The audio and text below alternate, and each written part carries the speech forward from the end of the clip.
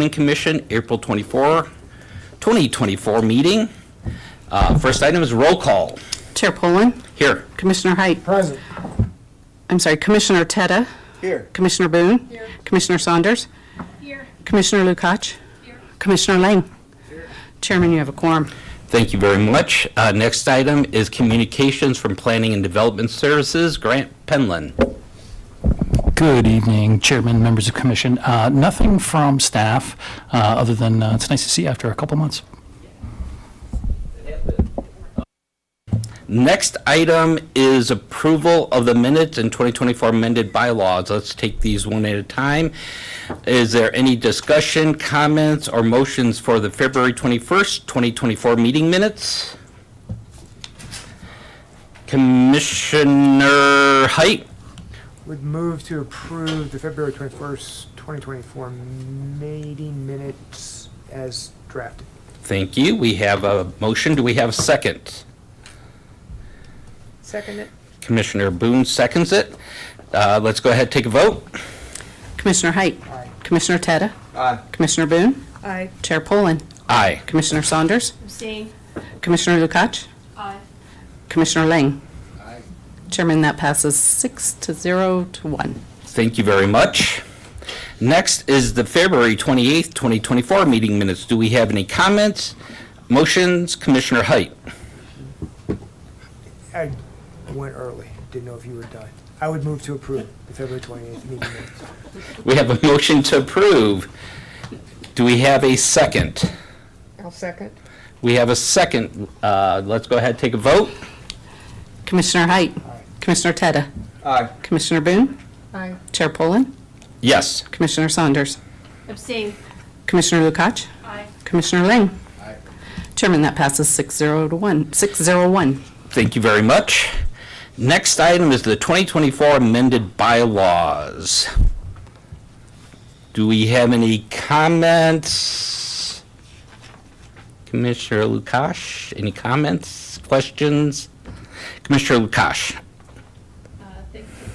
Thank you, Chair. I know Commissioner Popkin wanted to bring the bylaws to be amended, so I wonder how the other commissioners feel to wait until we have Commissioner Popkin sitting so we can discuss more on his proposals? I think that Or- we have his, these are his, Are they incorporated? Yes, They are his comments incorporated. are incorporated into these, and he has taken a look at them. He just Right. couldn't be here, but yeah, they do include all of his changes.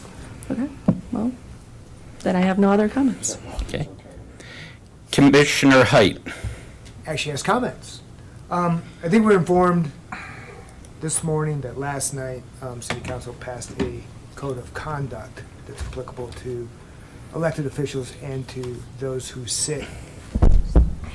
Am I on? Yeah, sorry, my bad. So the code of conduct is applicable to elected officials and those who sit in quasi-judicial functions, which includes us. The code of conduct, I looked at once, but it wasn't included in the materials that we saw today. I think the code of conduct is meaningful, and I think it needs to be reviewed, at least referenced, if not adopted outright into our bylaws. So I would move to table approval of the bylaws until we can address that issue specifically in the bylaws. Okay, we have a motion, so we have to see if there's a second to the motion. Do we have a second? I don't think we have a motion. You moved. You moved. You said I move. I commented, is what I thought I said. Did I, I No. have You- a comment. If I you- said I have a motion, I apologize. I Okay. have a comment. Comment. I have a Okay, thank comment. you. Okay, I misspoke. good. Okay. I would say this, that we can go ahead, adopt these as written, and then at a later meeting, we can go ahead and talk about adopting the code of conduct into the bylaws. Therein lies my issue. I want them in the bylaws. I think they need to be in the bylaws because they are so substantive. Oh, so you would like, so we're talking about making a amendment to the, what's written here. That's So- my comment. That's, Okay. That's what I'm, understand Those are now. my thoughts. Yes. Okay. Does anybody else have any opinions regarding that? Commissioner Saunders? Thank you, Chair Pullen. My comments are that it came out rather quickly, and so my feeling is that if we had a little bit extra time to take in, I think that that is worth the cause of maybe looking at it a little bit later with this new information, because I agree with Commissioner Height that it is important and should be rolled in, but we did just get it today. And I will say that is my feelings, that I would not feel comfortable voting on it today. Voting on it next meeting, but not today. Commissioner Height. And I guess to put a bow on it, that would be my motion after I raise this comment, which would be to table the approval or the vote even on these amended bylaws to consider whether or not we should, in fact, put the code of conduct directly into them. Why not approve it and then we can just add it to whatever we approve today? Because it punts it down the line, and I would rather have them included if they need to be included and not have a document that. But we have. I don't know, I might not be here next month. I don't know, I'm just making stuff up. But at a certain level, I'm concerned, worried, feel that this code of conduct imposes certain obligations and duties upon members that should be, in my humble opinion, adopted into the bylaws. I agree, but I don't think we're in a position to do that today, and since we have Exactly. a update to the bylaws that is ready to be voted on, I think we can approve those, and then next month take a second round on approvals. Okay. Which gives us time to review it and make sure that what's in there is, that we don't have any issues or how we want to state it. Understood. Because with the again- bylaws, it doesn't matter if we vote 2 times or not. I mean, we can vote this week and vote next month. There's nothing that says we have to put everything in at once. For economic, and my reservations are otherwise. I would vote to table it until we can make a full and complete and informed decision, as opposed to doing it piecemeal. Okay. That's my position. Okay, Commissioner Teta?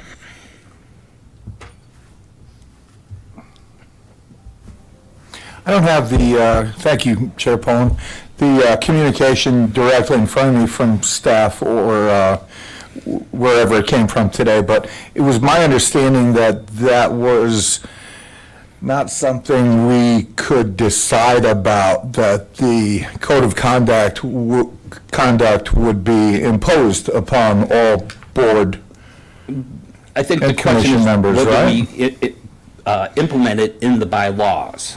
Right. And my question is whether or not that has any, maybe it's a question for the city attorney. Good evening, Chair and members of the Commission. Jeremy Terrell, Assistant City Attorney. The council did adopt the ethics bylaw, the ethics change, code of ethics last night. It won't be effective for another 7 days, per the charter requiring 7 days for an ordinance to take effect, and it would apply to quasi-judicial boards, including the Planning and Zoning Commission. So it'll impact all of the commissioners, regardless if it's in the bylaws or not. We'll have the full finalized version in probably about a week or so when the clerk's office can publish it, because there was a last-minute amendment to it last night. Okay. So do you want to make your motion and we can resolve that first and see whether or not we do a vote? I'm happy to do so. Okay. Commissioner So, Height? and my motion is to table voting on the 2024 amended bylaws as drafted until such time as the commission can obtain a copy of the final version of this code of ethics and determine whether or not it should be referenced explicitly, if not included directly into the bylaws. Okay, thank you. Commissioner Saunders. I'll second that motion. Okay, we have the motion. Any other discussion? If not, let's go ahead and take a vote. Commissioner Height, Aye. Commissioner Tetta, Aye. Commissioner Boone, Aye. Chair Poland, No. Commissioner Saunders, Yes. Commissioner Lukacs, No. Commissioner Lang. Chairman, that does pass 4-3. Okay. So item 5C is postponed till, do we have to postpone it to a date certain? I think we could just say it's postpone it to the next available meeting. Okay. So be it. Okay, next item is public comment. This is a chance for the public to speak for items that will not be coming in front of the board as quasi-judicial. We have one person on the list. I'll go ahead and open up and invite Jacob Arment down.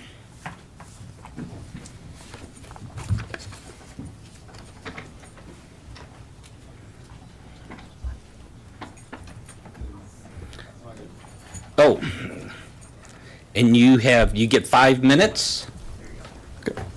Hi, everyone. I'm Jacob from Longmont, 110 Main. And I just wanted to speak to express my excitement for the house pad.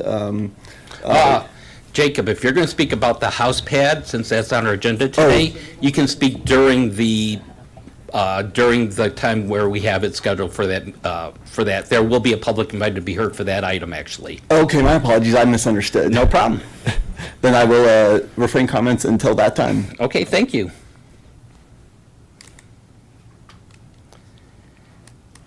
At this time, does anybody else want to come forward for public invited to be heard? If not, I'll go ahead and close out the public invited to be heard. Next item is public hearings, the House Pad Envision Longmont Comprehensive Plan Use Amendment, rezoning, concept plan amendment, overall development plan, and preliminary plat. Senior Planner Kristen Cope presenting. Good evening, and thank you, Chairman Poland and members of the commission. First, I would like to let you know, you'll see some papers in front of you this evening. We did make a couple of changes to our resolutions today. Based on a review by our legal counsel, it was affirmed that you are the decision-making authority over both the ODP application and the preliminary plat. As a result, the resolutions have been revised to reflect that. Thank you. Very welcome.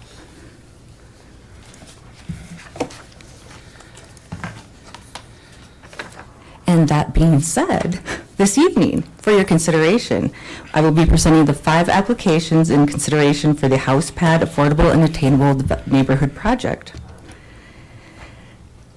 The subject property encompasses roughly 16.4 acres, lies to the south of Costco, north of Bountiful Avenue, and west of Harvest Moon Drive. The property is currently zoned RMF, which is residential multifamily, and became part of the city's jurisdiction in 2017 following the Irwin Thomas No. 1 annexation. As per the Envision Longmont Comprehensive Plan, the property holds a designation of multifamily neighborhood. This slide provides an overview of the project proposal. The plan involves the development of an all-electric for-sale residential neighborhood comprising a maximum of 185 units. Among these, approximately 55 units are designated for permanent deed restrictions, while approximately 130 units will be deed restricted attainable units. The neighborhood design encompasses a blend of attached townhomes and single-family houses. The approach is intentionally crafted to align with and support the city's objectives outlined in the Envision Longmont Comprehensive Plan. Specifically, it contributes to the city's goals of expanding housing and employment options by fostering a diverse mix of housing that caters to residents of all ages, income levels, and abilities. The project presents an overall density of approximately 11.6 units per acre. To facilitate the development of this project towards construction, there are 5 applications under consideration this evening. Among these, 3 will proceed to City Council for a final decision, while the Planning Commission will decide on the remaining 2 applications, with City Council serving as the appeal body for those applications. The first application I will address pertains to the amendment to the Envision Longmont Comprehensive Land Use Plan. This application seeks to modify the land use designated for that portion of Irwin Thomas Annexation Number 1, specifically lots 5 and 6 of Irwin Thomas first filing, from multifamily neighborhood to mixed neighborhood. This amendment is essential to accommodate the proposal for sale project and allow for a mix of unit types in compliance with the objectives of the comprehensive plan. It also facilitates the proposed density of 11.6 dwelling units per acre and is in conformance with the mixed neighborhood designation directly south of this property. The density range specified in the multifamily neighborhood designation requires 18 to 35 dwelling units per acre. However, on this parcel of land, achieving this density would necessitate apartment-type units, which does not align with the goal of presenting a for-sale product. This slide gives you a visual illustration of the current and proposed designation, along with the adjacent designated uses. I'll give you a moment to take a look at that.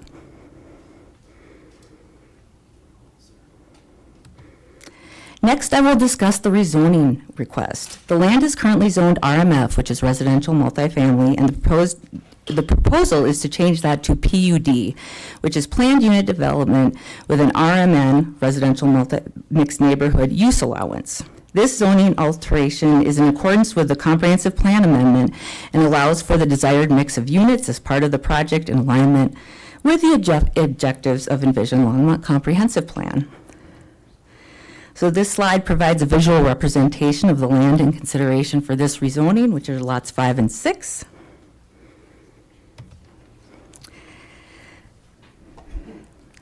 This slide summarizes the proposed amendment to the amended concept plan, which was adopted in 2021. The proposed amendment entails altering the land use designation of lots 5 and 6 of Irwin Thomas filing from multifamily neighborhood to mixed neighborhood in order to accommodate these changes. This modification is crucial to facilitate the development of the neighborhood, encompassing a blend of single-family detached homes, attached homes, and townhomes, with a density set at 11.6 units per acre. The remainder of the property remains unaffected by this adjustment. And this is some provided imagery that represents the concept plan amendment.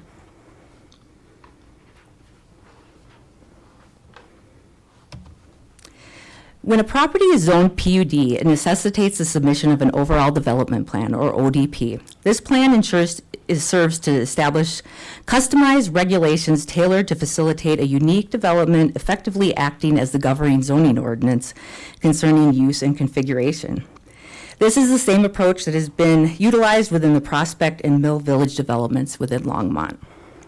These allowances empower developers to tailor development standards and codes specific to the proposed project, offering flexibility within the standards outlined in the Longmont Municipal Code. These project-specific codes and standards have been crafted to assist applicants in creating this affordable and attainable project, while also upholding high standards and ensuring quality construction. This slide provides an overview of the lot layout that is proposed for this development.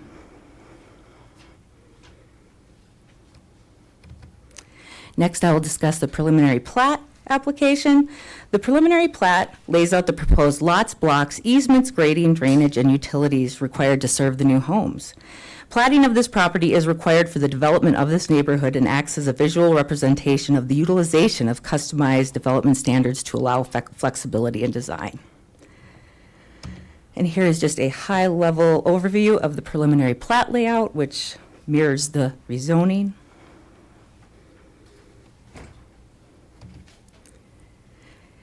Public outreach was conducted in accordance with municipal code requirements. A neighborhood meeting took place on January 24th, 2024 via Zoom.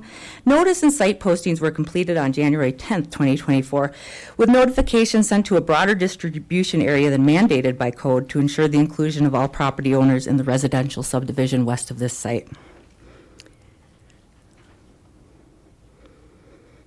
The notice of application was mailed to the same property owners on February 20th, 2024, with a posting installed on the property on February 21st, 2024. Subsequently, the notice of public hearing was mailed on April 9th to the same property owner list, and the sign was posted on April 10th.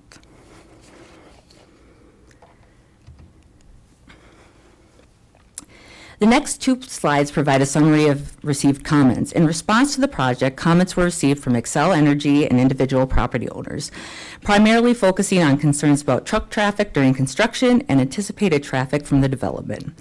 Additionally, concerns were voiced regarding the reduction in density and the conceptual landscaping of the property. Addressing these concerns, it should be noted that a traffic study will be necessary for this development as this development progresses to final plat and site plan stages. This site was previously studied as part of the larger Mustang development regarding traffic. The reduction of units resulting from the zone change represents a decrease of 1,896 total trips generated per day, reducing from 3,440 trips per day to 1,544. The decrease in density aligns with the layout of house pad and was intentionally designed to accommodate a mix of housing types in line with the objectives outlined in Envision Longmont. Specifically, the placement of single-family detached properties along South Martin Street serves to create a buffer zone between the existing single-family residences and the attached units. Furthermore, it's crucial to emphasize adherence to city standards regarding landscaping, particularly Section 60602.1 and 60602.5. These standards prioritize the design and installation of plant materials for ease of maintenance and safety, as well as the incorporation of xeriscaping principles in all city-owned landscape areas.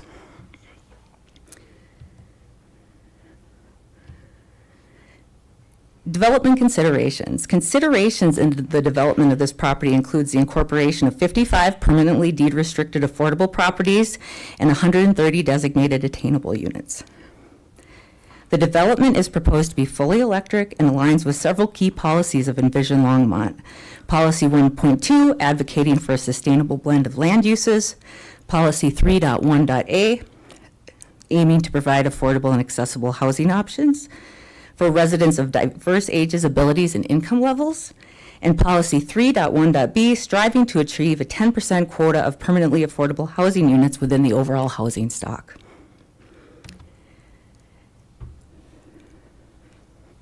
Questions have arisen regarding some pivotal project elements in the last couple of days, including the rationale behind downsizing property density, potential construction implications on soil conditions, the minimum two-car garages and architectural elevations, plans for burying power line, and details of deed restriction verbiage, and the proposed 6-foot tree lawn. In summary, progress in decisions made regarding density can be attributed to two main factors: acquiring the land below market value, and employing an innovative design. These, combined with the site configuration and flexibility offered by the PUD ODP application, enable the developer to reduce costs. This directly affects the feasibility of creating this development.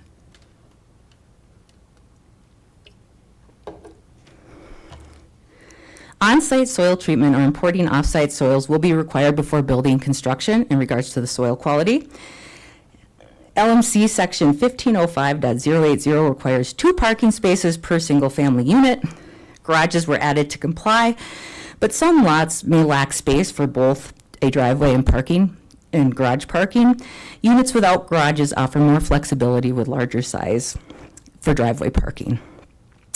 Some of the overhead lines are proposed to be buried. LPC will make a final determination regarding the requirement at public improvement plan review.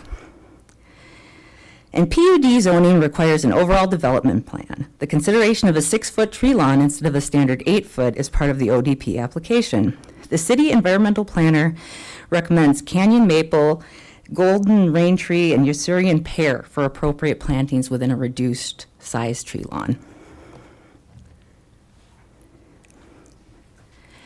Based on the record and the preceding information, staff recommends approval of the house pad Envision Longmont Comprehensive Land Use Plan Amendment, rezoning, concept plan amendment, and overall development plan and preliminary plat.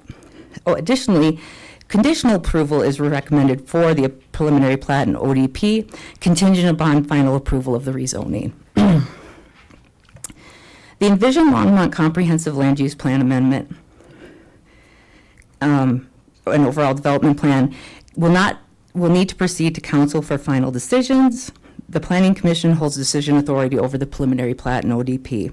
It's important to note that all of these applications must move forward to allow for the continuation of the development process. That concludes my presentation. Did commissioners have any questions for me at this time? I would say let's go ahead and move forward with the applicant presentation. Yeah, the applicant does have a presentation, and staff is also here to answer questions. Thank you very much. How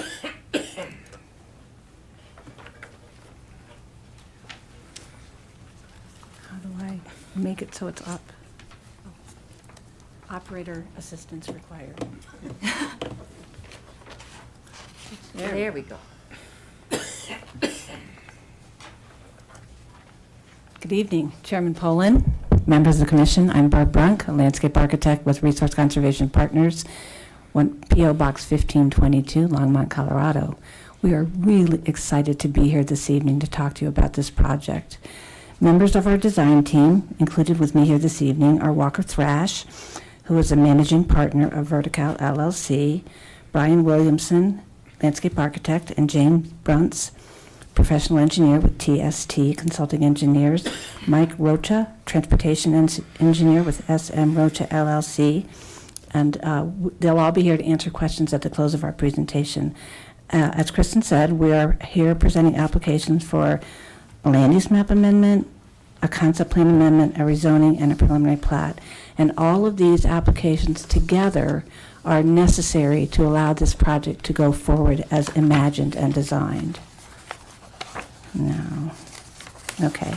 Location. So Kristen showed you the location of lots 5 and 6 of Irwin Thomas first filing, but the concept plan amendment, because it was specific to Irwin Thomas annexation number 1, is a concept plan amendment for the entire Irwin Thomas annexation number 1. Only one piece of it is being amended, but it includes all of the property between the river and the highway, and then the highway and Quail Road, and kind of Martin Street on the west and 119th Street on the east. And then all of the specific changes for the land use, the zoning, the preliminary plat, and the ODP are on lots 5 and 6 of Irwin Thomas first filing. This application represents a public-private partnership with a unique opportunity to facilitate for sale, affordable, and attainable homes. First one we've seen. We are really excited to move forward. It would not be possible without the agreements as approved by City Council at the beginning of this year, and I believe those ordinances are also included in your packet. The vision is to establish a beautiful, walkable community of affordable and attainable homes with an integrated open space and pedestrian network.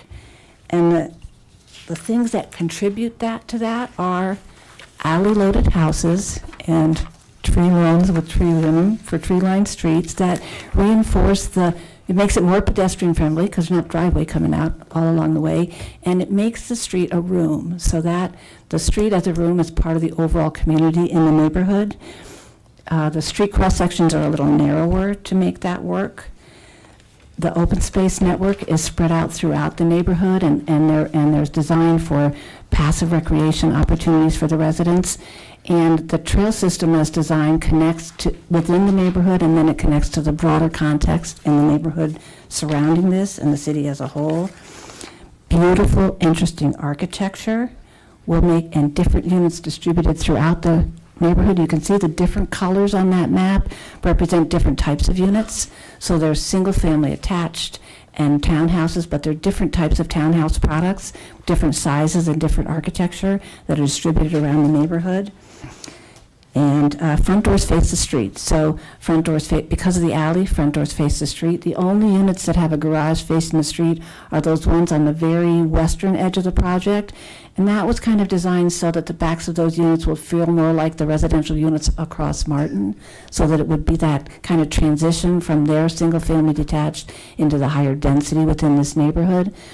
Also, the houses along Bountiful and Harvest Moon, their front door also faces the street. So nobody's back is toward to the public realm, so it's all integrated together.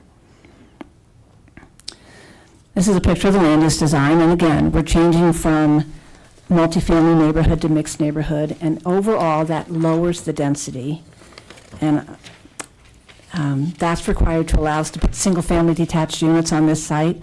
The multifamily does not allow that to happen. In addition, that multifamily land use designation allows 18 to 35 units per acre, primarily multifamily and condominiums. The proposed land use, it allows 6 to 18 units per acre with a mix of single-family detached and attached. And that's the underlying issue with changing the land use to accommodate the plan that's designed.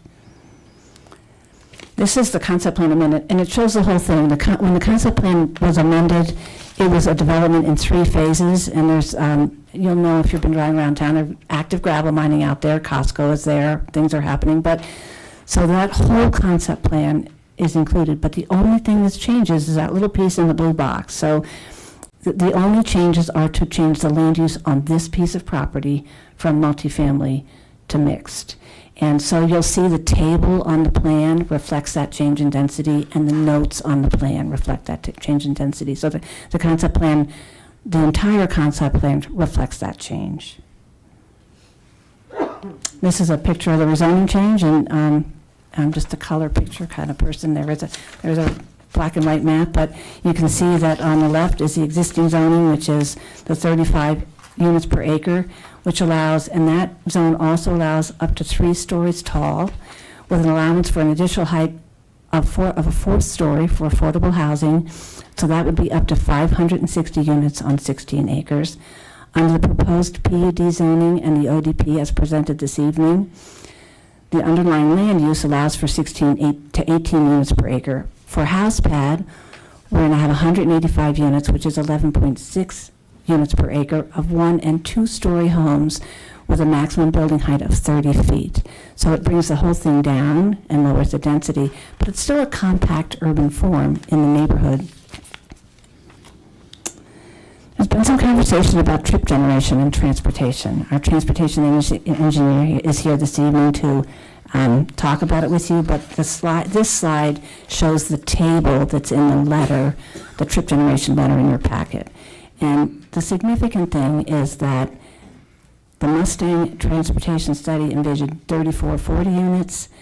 This, as designed, will have 1544 units overall, which is a reduction of 1,896 units, trips coming from this neighborhood, and that is reflected in both the AM peak hour and the PM peak hour.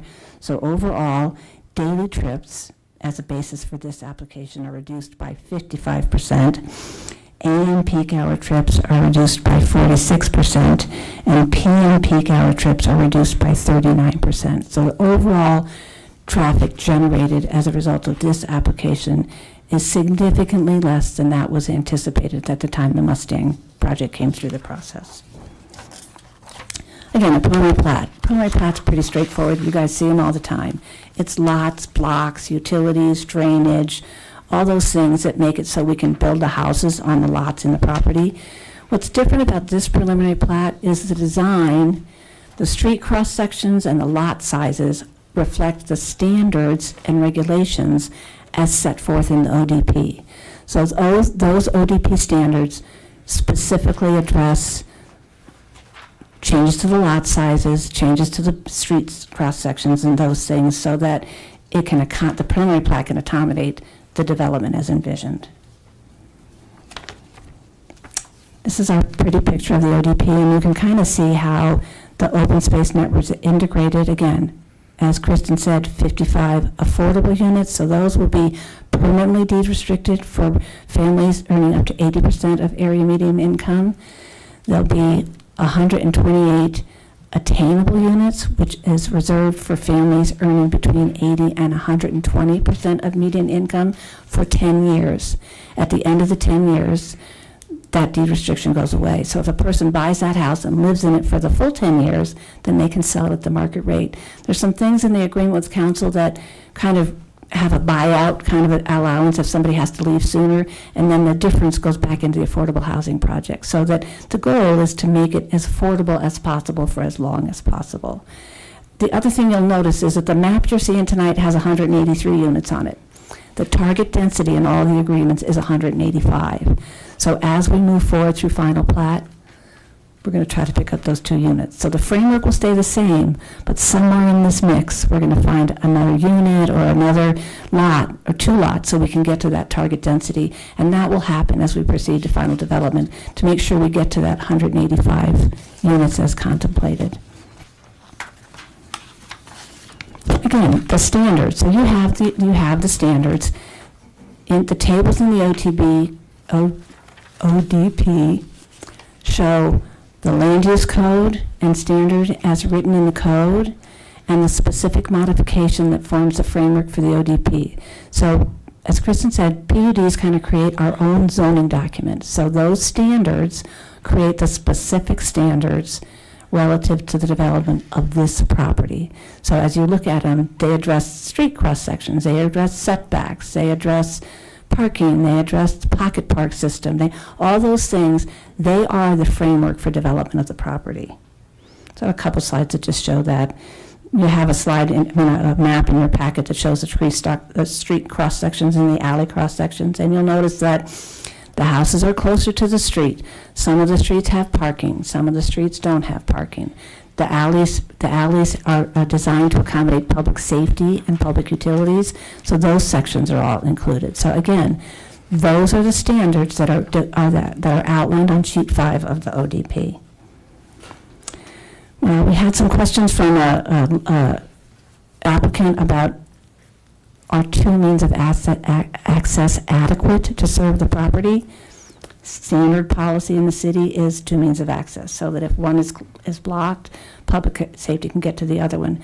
The other thing we have that is relative to this property is both Harvest Moon and Bountiful are collector streets, so they have specific requirements for spacing of intersections. These 2 intersections, one goes directly onto Harvest Moon and one goes directly onto Bountiful, and they were reviewed through the DRC process and approved by Public Works and Public Safety. And the specific design will move along as final plans develop, but the location and the access are there. And there was also a question about parking. And the only standard from the standard that was just adopted by City Council relative to parking that is changed in the ODP is the one about 2 off-street parking places required for a single-family for a multifamily home. So on this site, we've amended for one of the unit types, 1 unit, 1 off-street parking. But those units that will have 1 off-street parking will also have nearby on-street parking. So there's plenty of parking. The ratio, when you add them all up for both the on-street and the off-street, actually goes to 2.3 spaces per home. So we believe that as it's designed and as it's outlined in the ODP, it meets that standard. And when you look at your map, those little triangles, those are the parking spaces. So they show where the off-street parks. And then the little bulb outs on the streets show where the on-street parking places will be.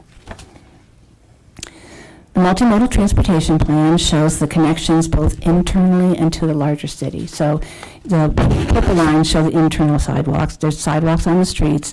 And then they also connect out to Martin, which gets you up to the Left-Hand Creek Greenway, which gets you to the St. Vrain Greenway.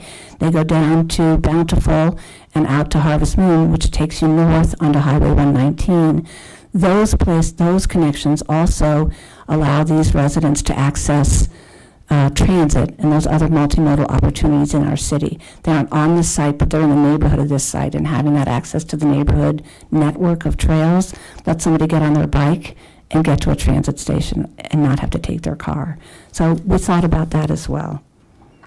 There will also be all electric, just an aside, the houses will be EV ready, so that people, if they want to have an electric vehicle, will be able to have a place with their house to have EV vehicles. We also want to look at the Parks and Recreation connectivity. As we look at that colored map, the small circle is 1/2 mile from this site. The larger circle is 1 mile from this site. So within a 1/2 mile place is you get to the left-hand Greenway, which gets you to the St. Vrain Creek Greenway, which gets you into the whole system in the city. Within a mile of this site, we have Little Sisters Community Park, Nino Gallo Neighborhood Park, the Quill Campus Center, and the Dickens Farm Nature Area. So lots of opportunity for these residents to be connected to the network of recreation opportunities in this portion of the city. This is just a look at the park on-site. The ODP does amend the pocket park requirement that requires one pocket park per 100 units, 1 acre per 100 units.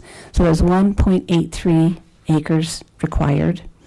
The way this site is designed is there's a central, and the ODP provides for a central pocket park that is a half an acre, and other parks on the site that make up the difference, so that the total park area on the site is 1.383 acres. But it's not all in one place, so it's spread out. Does that make sense? So we just wanted to show you how that works. The stars show the central park, and the other ones are the micro parks, different kinds of passive recreation anticipated, and that specific will be designed at the time of final plat. So those details will be in the final landscape plans as we move forward through the process. Now I'm going to turn it over to Walker, and he's going to talk about the very cool architecture that is going to be on this site. Yeah, here, I'll drive. I'll drive. Chairman Boland, commissioners, I appreciate it. I'm with Vertical. We're the development company, which our MO is very much a design-centered development company.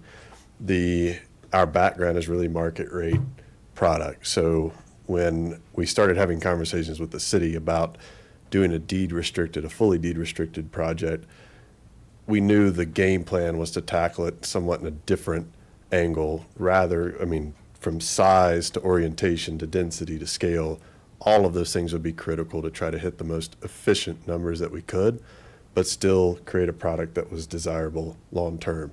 And I want to say, I think it's important, the way I understand it, we've got the affordable units, but also the attainable deed restricted units. All of that is really considered permanently affordable under a lot of the ordinances and restrictions dealing with Prop 123 and some of these state funding mechanisms that are happening. So I just wanted to be clear on that. The deed restriction is through all of these homes.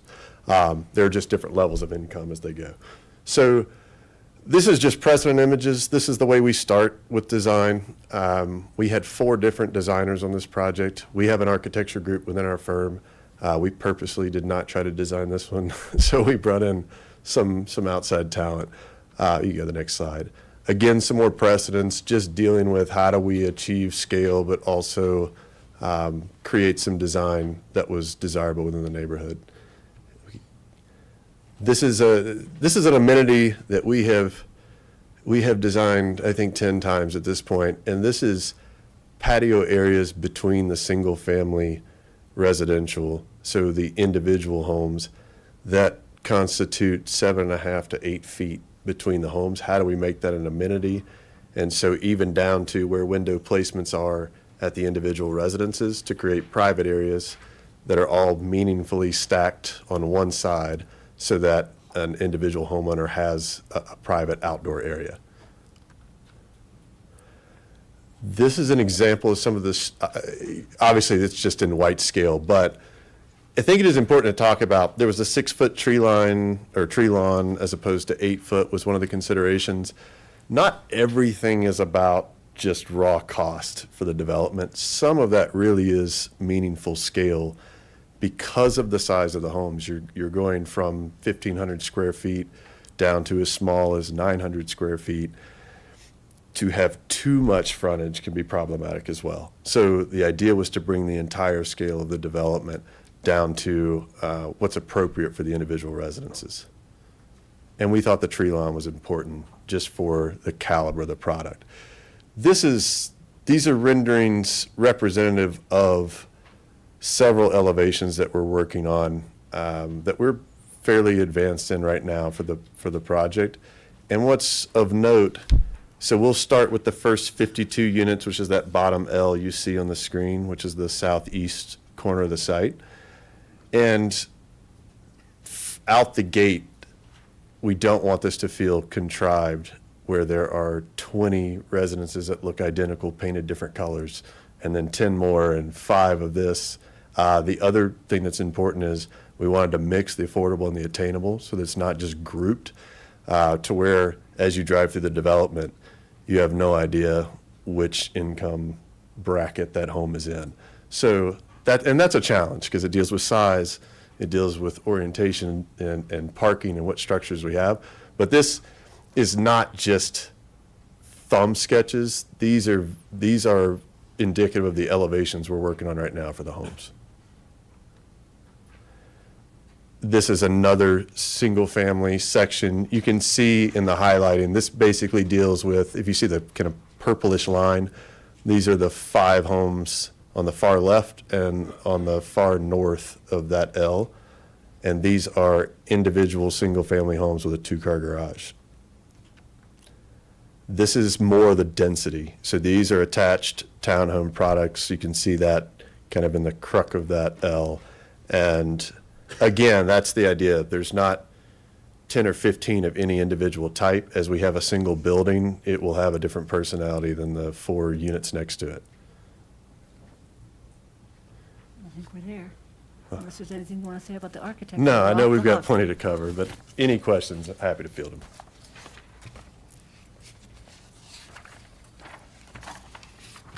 What's next? Okay, yeah, I'm going to talk about the criteria, the fun part. Thank you, Walker. These applications represent an opportunity to facilitate a unique public-private partnership to provide affordable and attainable for-sale homes in Longmont. We believe the applications as presented meet the purpose and intent of the city's stated goals, providing more housing opportunities in Longmont, and the specific review criteria as set forth in the Longmont Municipal Code.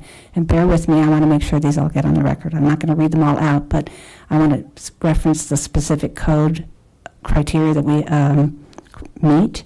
Section 1505020055, review criteria for all application types. Section 1502060, review standards and procedures for specific major development applications. Section 1502060B3, comprehensive plan amendments.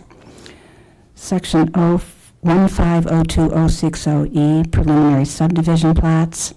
Section 1502060F5, rezoning. Section 1502060G, plan unit development, overall development plan. And Section 1503060, plan unit development.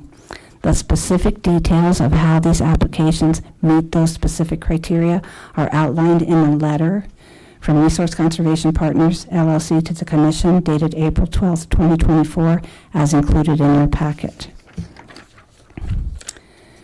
We want to thank staff and the Commission for your time.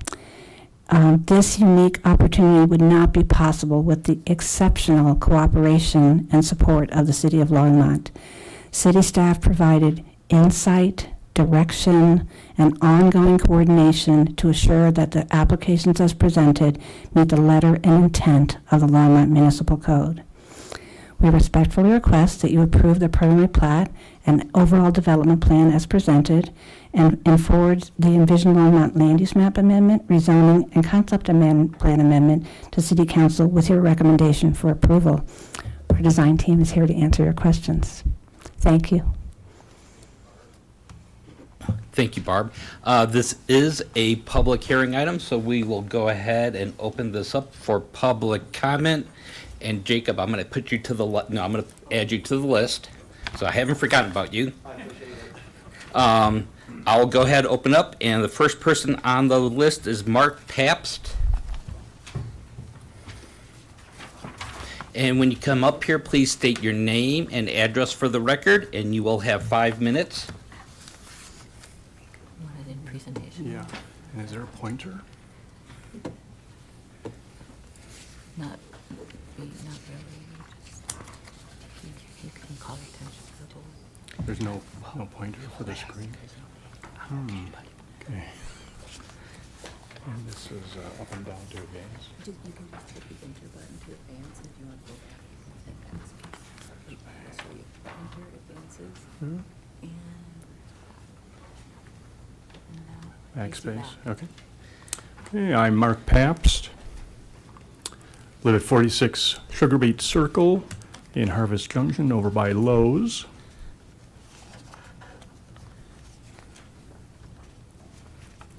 Okay, so others have talked about this already. The only addition I have here is there's an existing 3-story apartment complex up to the left there.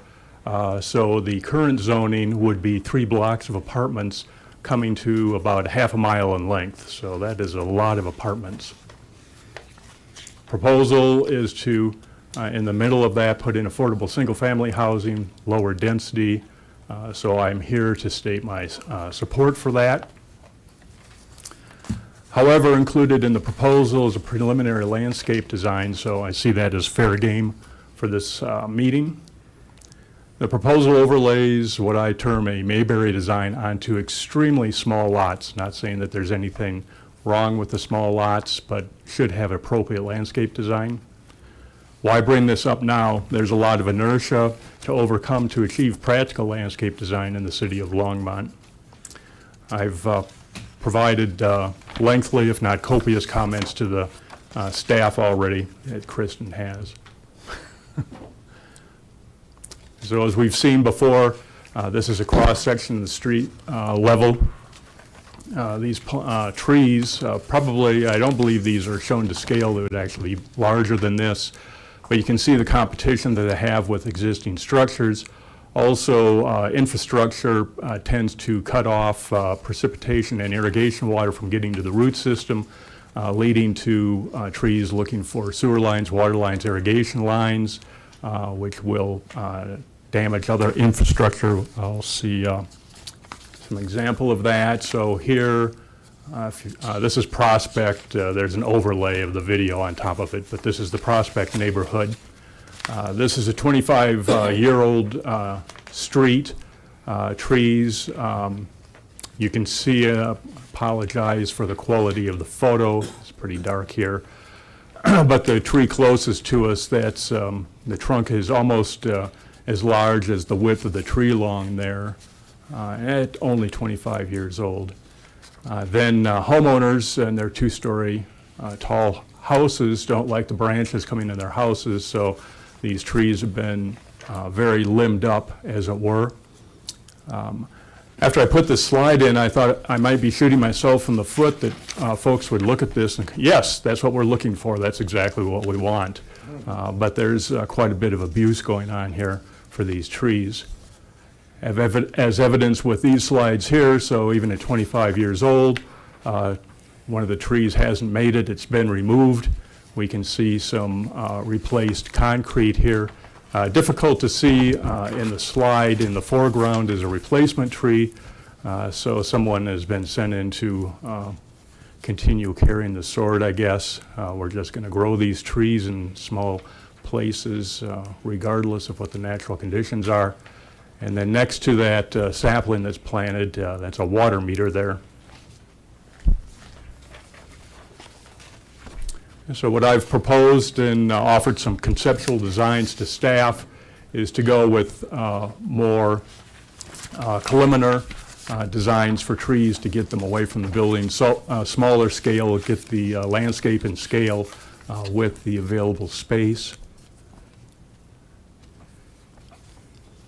It's been mentioned already, there's tree lawn proposed for this development. The highlighted in green here, the shortcomings for tree lawn is long, and don't have time here to go into that. Again, details have been supplied to the staff.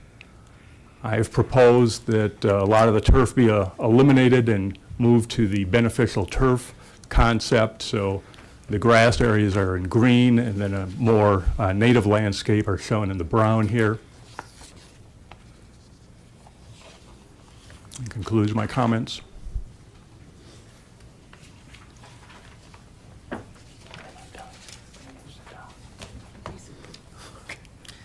Thank you, Mr. Pabst. Next person on the list is Jordan Hill.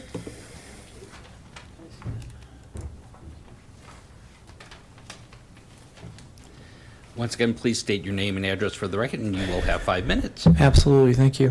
Jordan Hill, 11531 Quail Road. Basically, mostly came here, I'm a professor of public history and urban planning, and end of the semester, so I didn't really have a lot of time to get prepared for today. That was an amazing presentation, by the way. I wish I had the time to make one of those. I'm really just here because in the public hearing notice that we got, I'm representing the agricultural quail community on East Quail. We've been coming to these meetings for about a decade now as the Irwin Thomas continues to approach us. And in the notice, there was the note here that there was going to consider the expansion of and the change of Irwin Thomas. And I saw in the slides that I believe it was the blue dashed area. So insofar as the change in concept for lots 5 and 6, I don't think anybody in the agricultural Eastern Quail neighborhood has any problem with that whatsoever, as far as I know. But I did notice it was really hard to try and keep up with the slides, but if does the blue cross Bountiful? Does the rezoning cross Bountiful, or it stays completely to the west of Bountiful? Okay. To the north. To the north, okay, to the, It's north of is Bountiful the east-west, or is, East-west. okay, Harvest. Harvest Moon is north-south? West of Harvest Moon, north of Bountiful. Okay, does it cross Harvest Moon then? No, it stays. Okay, cool.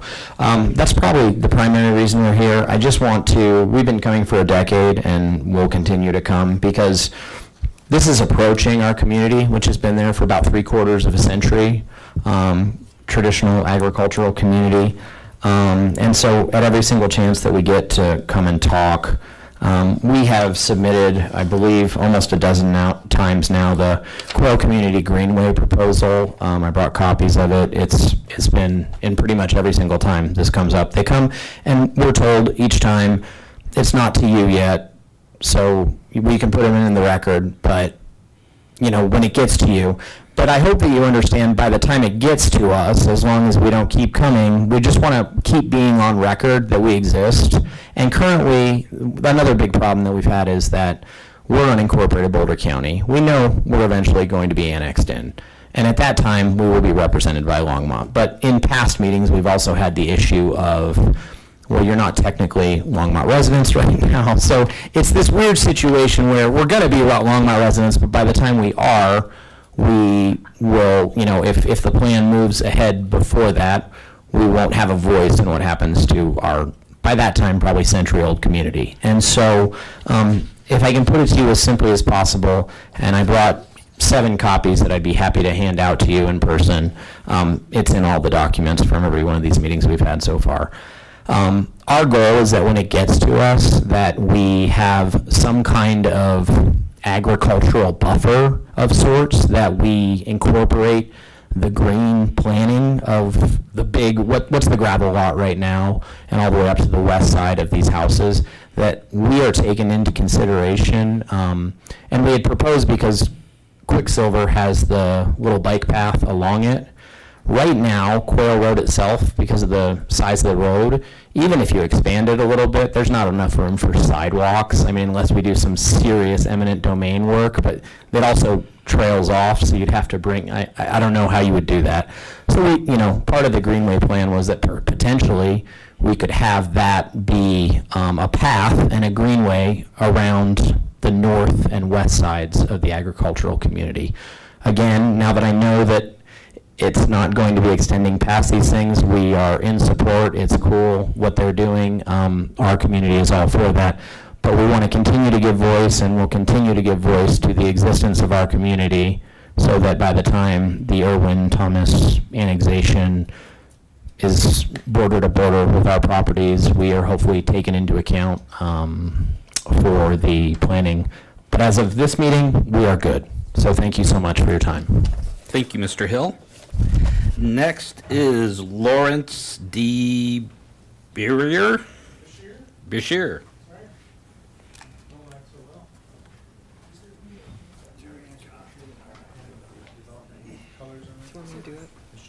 Oops. I got it. I got this down.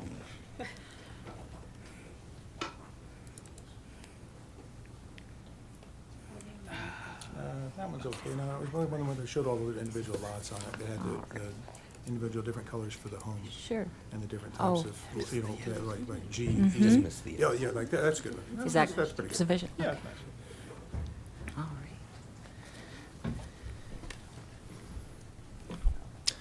right. Lawrence Bashir. I live at 2 Western Sky Circle, also in Harvest Junction, like Mark.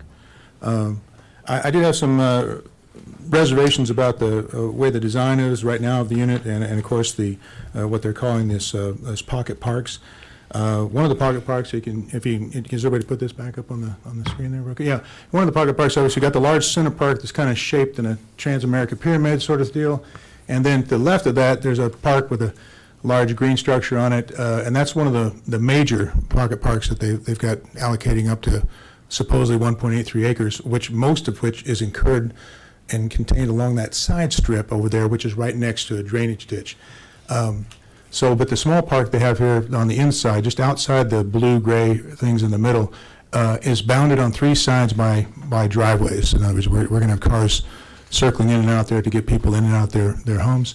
The other ones here at the corner, at the bottom right-hand corner, is one of the more larger, pocket parks. They've also is right on the outdoor walkway or around the sidewalk that goes around the units, and is right across the street from the roundabout. A lot of traffic there right now for going to Costco. The other larger pocket park on the bottom left-hand, this is the southwest corner, is also right by the Martin roundabout area. Almost all 3 of those are pretty non-ideal for anyone to do what you would call park activities. If someone lives in this area, they're not going to have much park space at all. My proposal, if I could say, is to take out all the blue-gray ones in the middle, make that Central Park an actual Central Park, and then you get back to very close, and I'm not going to say it's even at the right limit, but you get very close to the amount of park space that's required right now by the city of Longmont as, 1 acre per 100 units. It's only about 22 units, I think, in the middle, and then you could put parking around the outsides of that. Right now, that's a street. It's fairly narrow. I think it's only I want to say 32 feet across or so, right? And they've got parking along the sides of it. So this is parallel parking all along the sides of it. So I have a little bit of a great exception to how much extra parking space there is in this neighborhood. But if you did take that and make that a park, you could put parks all around outside of it. Right now, with the G lots in the middle there, which are those blue-gray ones, their driveways actually exit and take up what would be parking space on either the left or the right-hand side of that central area. Let's see, they also mentioned, let's see here, a trail system. There's almost no connection to a trail system here. I mean, you're essentially bounded by streets on all sides of this area. You can probably get out the unit and into the Costco parking lot, if you want to call that a trail. And then on the far west side, again, a large drainage area, just right after that street bends, there's a big divot there that is all for runoff and goes all the way out to Ken Pratt. We already have affordable and homes. I'm not against a small home community. I think that's a good idea, but I think they just need to make a few modifications to it. Only 2 entrances is very difficult, right, to get in and out, and especially with this many cars, even 1,544, I think it was. You said trips in and out per day. I think it's probably going to be more than that. You've got parking spaces for 356 cars, and even if you put electric cars in there, I mean, we're talking probably about homes that are maybe in the 400K range? What? Any idea? The average is right at 400. Okay, so about 400, okay. Then you're talking about if these people do get electric cars in there, I mean, we're talking about a 30% adder on top of their homes. I'm not sure that, that puts it back in the affordable category again, so not going to see a huge use probably of what do you call it, electric vehicles in this area. So my just concerns, I think, are really about the parking space that's included in the unit and the park itself. I mean, just because people are in kind of a dense community doesn't mean they don't need some open space. And a lot of the open space that they've added up here to equal, over an acre or so, is really fragmented and really not usable. It's good green space. I mean, I think the idea it's good space for trees, right? Maybe you could put some more substantial trees like Mark talked about in some of these larger green areas, but they're not really parks, and that strip all along the west side is going to be almost completely unusable, due to being right by the drainage area, and outside those people's front doors already. So, okay, that's all I have to say. Thanks. Thank you, Mr. Bashir. Next, Jacob Arment.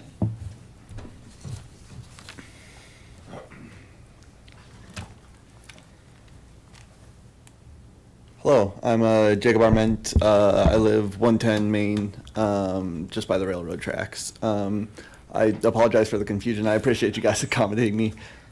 Thanks for that. So I just wanted to say, first of all, that I think this is a great development. I think it's a lovely idea. I think Longmont needs more housing, and especially more attainable housing, and this development pattern is great. The one thing I will say about this development, it reminds me almost of Prospect in some way. Because, the internal of the development, I think, is great. I love the street layout. The reduced width streets add to great walkability. I think this is going to be a lovely streetscape, a lovely place to live. I do have concerns about the connections to the rest of the street grid. I believe there's 2 road connections and 1 trail connection, from what I can see on the plat. And I think that this could create a problem similar to Prospect, where within Prospect, you have a very walkable, lovely community, but no one outside of Prospect walks to Prospect to live there or to go shopping there or anything. So I think that could potentially limit future development around this area to provide walkability, not just within their communities, but between communities. So while I do realize that there is a trade-off between the amount of units, because I know that they are targeting 185 and they're not quite there yet. I do think that adding more pedestrian connections outside of this development would greatly benefit the ability to add future developments to this area. But other than that, I think this is a great idea.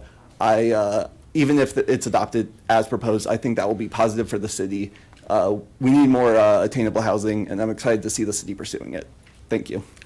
Thank you, Mr. Arment. We are through our list. I will open up in case anybody in the audience would like to come forward. Seeing nobody come forward, I will go ahead and close the public invited to be heard.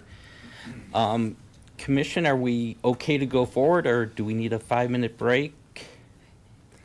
Let's take a 5-minute break. We'll come back at 8:15.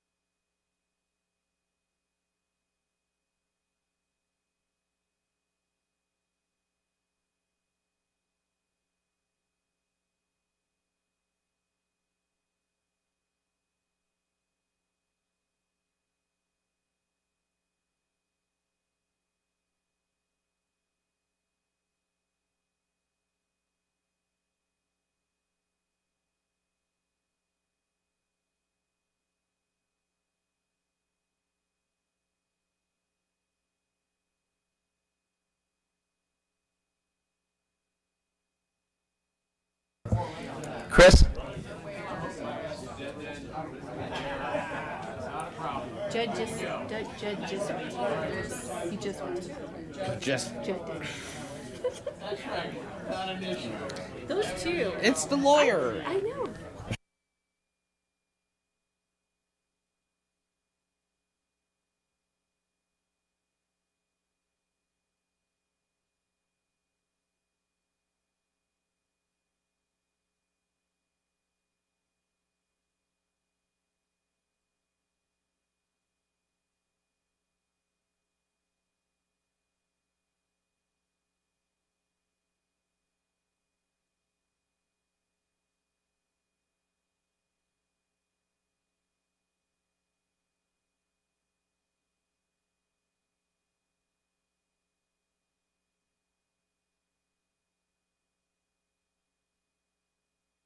All those big trees. Okay, let's go ahead and get the meeting started back up.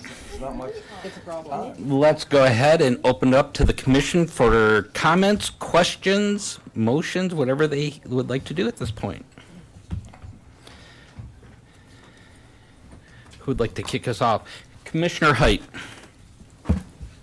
Thank you. Assistant Attorney Terrell, I have a question for you. There are 5 different proposals in front of us, 3 of which have to be approved by City Council, 2 of which are delegated to us. Ours are, though, the tail of the dog. So I guess our approval, I don't know how to deal with this. It's conditioned upon City Council approving the zoning or the rezoning and the concept plan amendments. And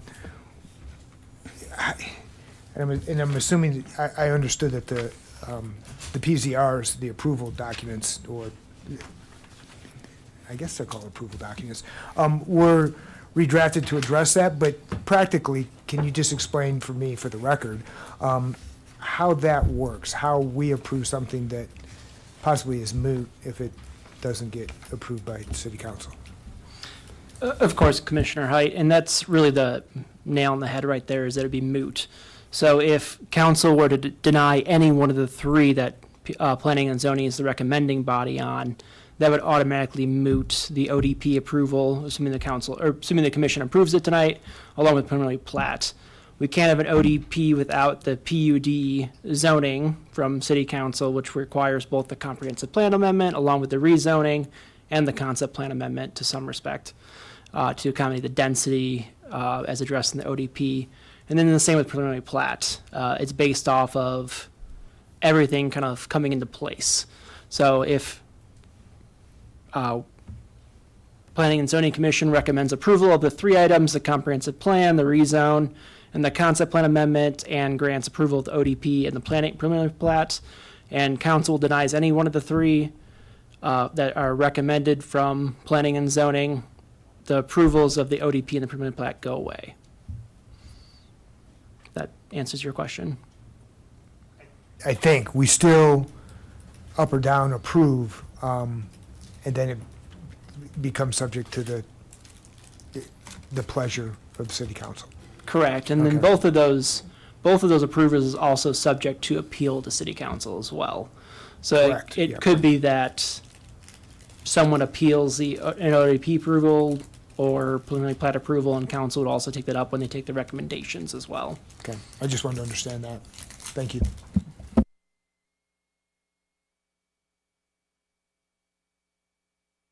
Do we have any other questions? I believe, oh. Commissioner Boone. Thank you, Chair. A very nice presentation by everyone involved tonight. Really appreciate that. And I would like to address specifically Mr. Papp's tree lawn presentation. I'm really glad that you showed up because I found it to be one of the most interesting things in our packet, and your name was never attached to it in the packet. And it's like, I wonder whose information that is. Speaking as someone who lives in Prospect, I would attest to the fact that when trees are too big, it's a big problem. Now, our tree lawns are only, I think, 4 to 5 feet wide. They're not 8 feet wide, they're not 6 feet wide. And most of those problematic trees are cottonwoods, which are huge trees. But yes, it's a real problem, and I really think that the recommendations of Mr. Papps perhaps should be considered by the applicant, because I think he had a lot of good points to make.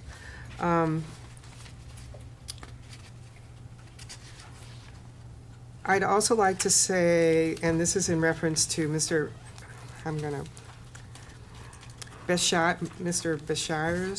Bashir's comments, that, again, speaking from someone who lives in Prospect, and we have two really big community parks and a bunch of little, small community parks. And I think the little, small pocket parks work really well. They're used a lot as well.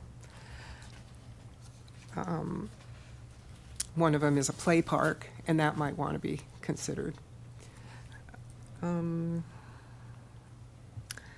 then Mr. Arendt's concerns about pedestrian access. Again, speaking from someone who lives in Prospect, a lot of people walk into Prospect. They walk in from the neighborhood from the north, and several neighborhoods from the west walk into Prospect because it's a really nice place to walk. We have a lot of dogs that get walked in our neighborhood. So I just wanted to address and appreciate the comments that the public has made with respect to those things. I'm really excited about this proposal, and I will be supporting it in every way. Thank you.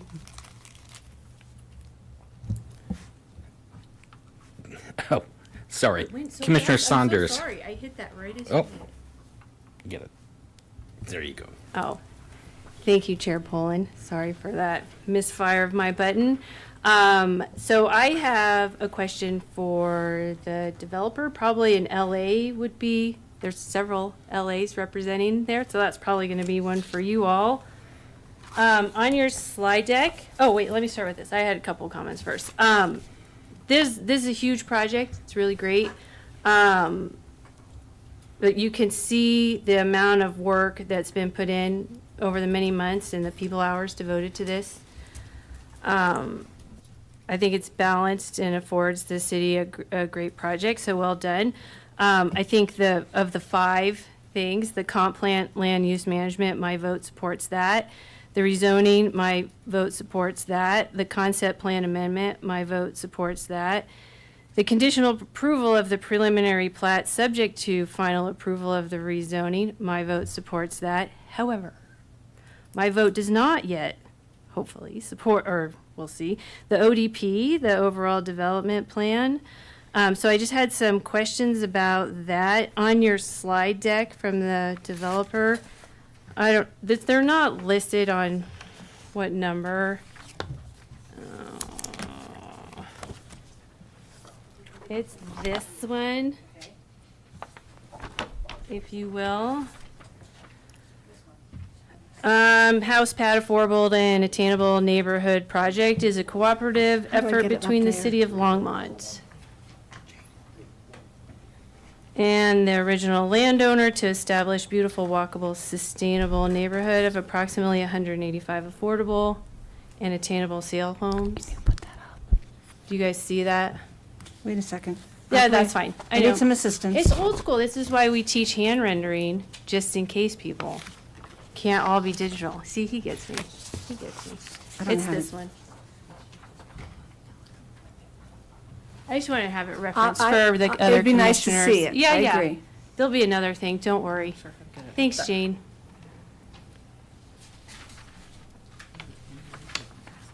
I was just looking for the view.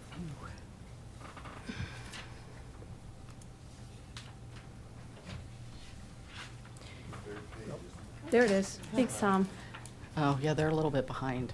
Yeah, sorry, yeah, it was, yeah, so I'm really trying to get at that sustainability part, in this being a hearing, I'm wondering if you have, especially as LAs, I'm hoping that you have some sort of matrix, or you guys have run some calculations to support that sustainability claim as far as the landscaping goes. I'm going off of the tree strip, since that's been an issue.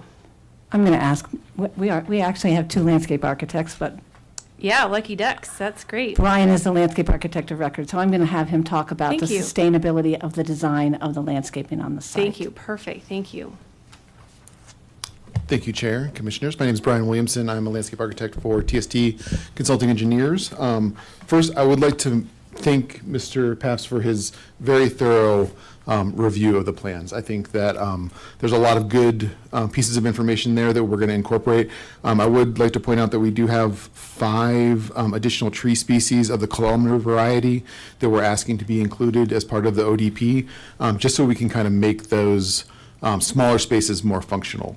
The intent is to, in the smaller park strips, smaller tree lawns where there's adjacent parking, we would use the columnar trees. And then we have bump outs at the intersections and the corners where we would have more space. There's our 6+8 there, so we would have a 12-foot tree lawn that would accommodate those larger canopy trees there.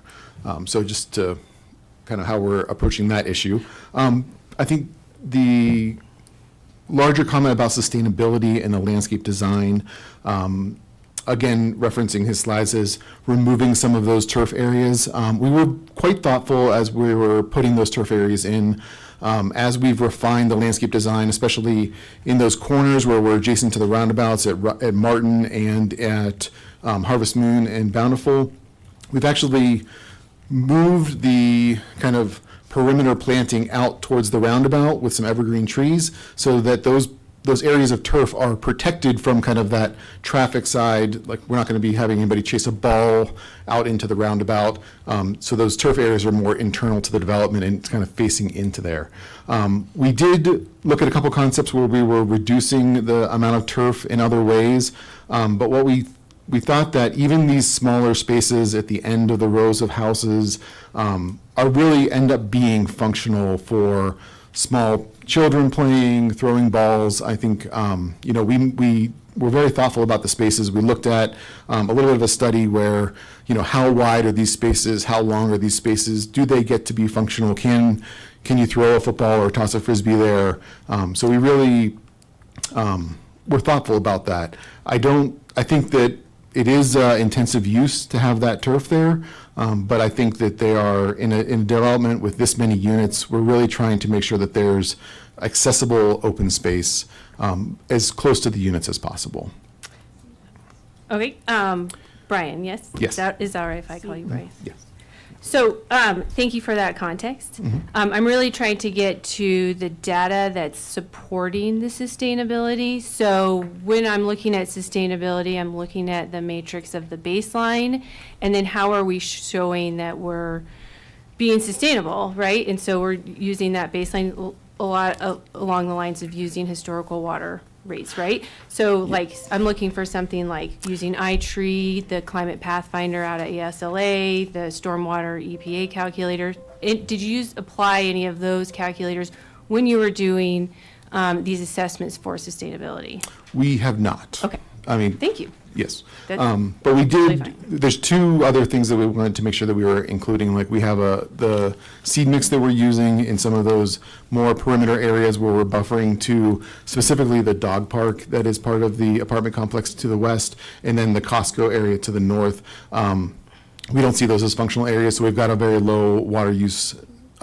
mix there. And then we're also, in some of the smaller areas, we're using a native prairie sod, which is a longer growing, less water use sod. So we're trying to incorporate those as much as possible. Great. And so thank you for that. So during your research into this project and the sustainability, I'm sure you looked at the Longmont sustainability plan. Yes. Okay, perfect. And so they use that burnt report of the sustainability, that, not using resources of the future and keeping it as minimal as possible. One of the guiding principles of the sustainability plan is measuring for sustainability, so we can prove that we're doing it and we're hitting those matrix or those targets. One of the biggest target that I'm going to hone in on, if you will, is the 18% tree canopy increase for 2025. And I'm not seeing that here. And like I said, all those other 4 spot on, and this is a huge project. The biggest thing that sticks out for me is the strips being decreased from 8 to 6 effectually. And I've had this project, for a weekend, so I haven't been able to run any calculations, but decreasing is essentially a 25% decrease, if you'll allow me that for now. Thank you. And then, but we look at parking and the bump outs, right, where most of those 6-foot strips are. Those are increasing the parking load. And if we go to, if you don't mind, Kristen, pulling up the second page of the ODP so we can look at the, it might be somewhere, it might be in the slide deck too, actually. I'm just looking at that table of parking. I don't think that's actually in our slide deck. I thought I saw it originally. So sorry. I have it pulled up on the ODP. Oh, yeah. How do you get, we lost it again. Yes, thank you. Tom, for the win. You have found all the pages. Tom has it. That's one. That's fine to show everybody. It's Yes, just a little behind, it'll be up. No, that's okay. Got all little triangles that represents the cars. Excellent. So we're trying to get that 18% tree canopy, right? Sustainability goals. So that's the golden ticket, if you will. So looking at the whoops, sorry, the parking. I'll have to find mine too now. The overall parking is increased for the whole site, almost 37% above minimum standard. Just the site property is 11%. So it reads to me that we're swapping out tree and vegetation with that rough number. And you and I, we know that's rough. We're swapping that out for parking, for 37% parking, dropping veg for 25%. So to me, that doesn't track towards sustainability goals. Urban heat island effect is all about canopy and shade and decreasing all of the, impervious surfaces, the buildings. So this is the sticking point for me, is that having an increase available on these parking spaces, 37% above what the minimum standard is, 11% just for the on-street parking. I would like to see that reduced and the vegetation, the planting beds increased. I'll tell you that we, as a design team, have had discussions about this and, try to balance the need for the parkways and the larger green areas with making sure that this is a functional development. I think that as part of the planning process, because there's no, essentially aside from those units that are on the very west, nobody has a driveway that you can park in. So if you have a visitor coming to your unit, they need street parking. So I think that we're really trying to make sure that there is an available amount of street parking there. I know that that's not, it's not the answer that you want to hear. It won't be, yeah. Do you want to be? I would add one more thing to that. Sure, To that sure, big picture conversation about pavement. Sure. We narrowed the streets significantly. So when you look at sustainability, there is less pavement, so there is less runoff, so there is less heat sink. And those parking spaces are strategically placed in some, there's bump outs and as we can. And you'll hear city staff, I was on my high horse about making sure we had street trees. And one of the things we also did in this subdivision is LPC, which usually has their lines out in the tree lawn, which precludes street trees because you can't get too close to them, have put the power lines under the sidewalk. So all of those things we did to make it the best tree-lined street we can have. And I understand your reservation about not enough parking, but personally, I lived in a subdivision on 35-foot wide lots with one-car garages, and it was a study in poor site design. There was never, I had a driveway and a garage, and there was still never any parking because many of the people had 2 cars. And so it's really about, it has to function. And I understand your reservation, and I'm all for more green, but if it doesn't function as a neighborhood, it doesn't do us any good to have it there. So just, I think we agree to disagree in that instance, but I understand your concern about overall sustainability. Well, I think that if it's not meeting sustainable targets out of the sustainability plan, it can't be marketed as being sustainable. Decreasing the tree canopy by using columnar trees is cutting the shade in half. In half. And those columnar trees are susceptible to snow load and breakage and maintenance, and having the power lines underneath the sidewalk is fairly standard.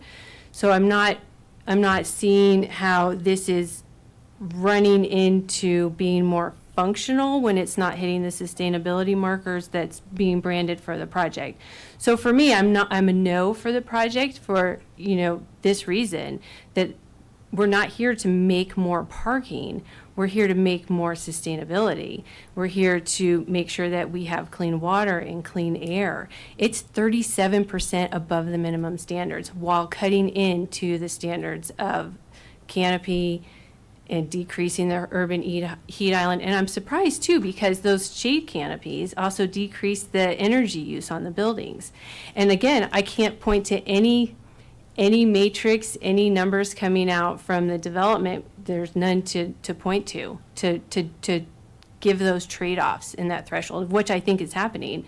I think the tree canopy and the vegetation are being shortchanged for more parking, which is way above minimum standards. So I'm going to be a no without any conditional, bringing down the parking and bringing up the vegetation and the canopy, because doing the columnars is not a good match. I'm disappointed that City Forester wasn't brought on board. I'm disappointed that Natural Resources wasn't brought on board. These tree species that are outlined in the plan from the city staff, they are not even columnar. They're huge. They're 30 feet wide. A columnar tree has to be 15 to 20 feet wide. These can get up to 30, 40 feet wide on some of these recommendations. They're not going to look very good or be very healthy in these smaller street lines. Apologize. So I think that the project is great. I just think that it's missing sustainability, and it irks me when we use sustainability as a greenwash and we're not proving it. So this is the proof and evidence that I have that we're increasing on this project the parking spaces by 37% above standard. Well, the canopies, the vegetation, the stormwater, the decrease in the urban heat island, they're taking the hit. And that's my vote. Thank you. Thank you.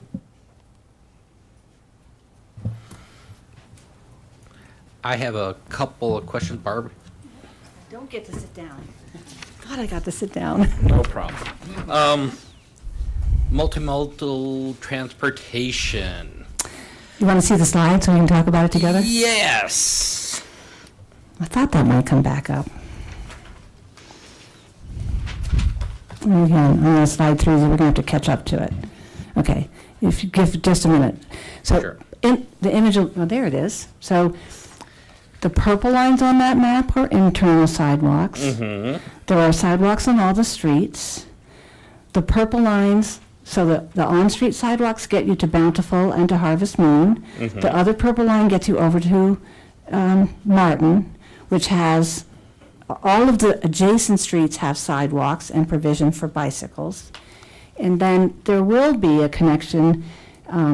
Staff is working with the people that are developing the property in the Costco site to the north, so we made a place for it to cross into Costco to get people into that, so they could walk to the grocery store if they wanted to walk to the grocery store. But in the bigger picture of connectivity, those on-street bike lanes and sidewalks connect to the larger system for the Greenway at Left Hand Creek, the Greenway at St. Vrain Creek, and then that also gets you into the overall system in the city of Longmont. And then there's transit over on Main Street. I'm pretty sure the RTD gets to Harvest Junction. There's an opportunity for people to be able to pick up a bus there. But it's a pretty small place here, so there's not a lot of opportunity to get, and it's bounded by things that are kind of fixed, so not a lot of opportunity to get other connections out. Yeah, to get to the greenway, I'm trying to understand, make sure I understand this. So basically, from inside the subdivision, you would have to probably take the... You'd get to Martin, you'd get the trail, you'd either get on Bountiful, and go down the Bountiful. sidewalk, Right, right. or get off the internal trail onto Martin. And then Martin would be the one that is to the west? West. And does that curve around? That curves around and And gets that's you to already the there. left-hand, and that's already there. Okay. And that gets you to the left-hand greenway. And that takes you to the greenway, okay. And then there's the left-hand greenway gets you south into the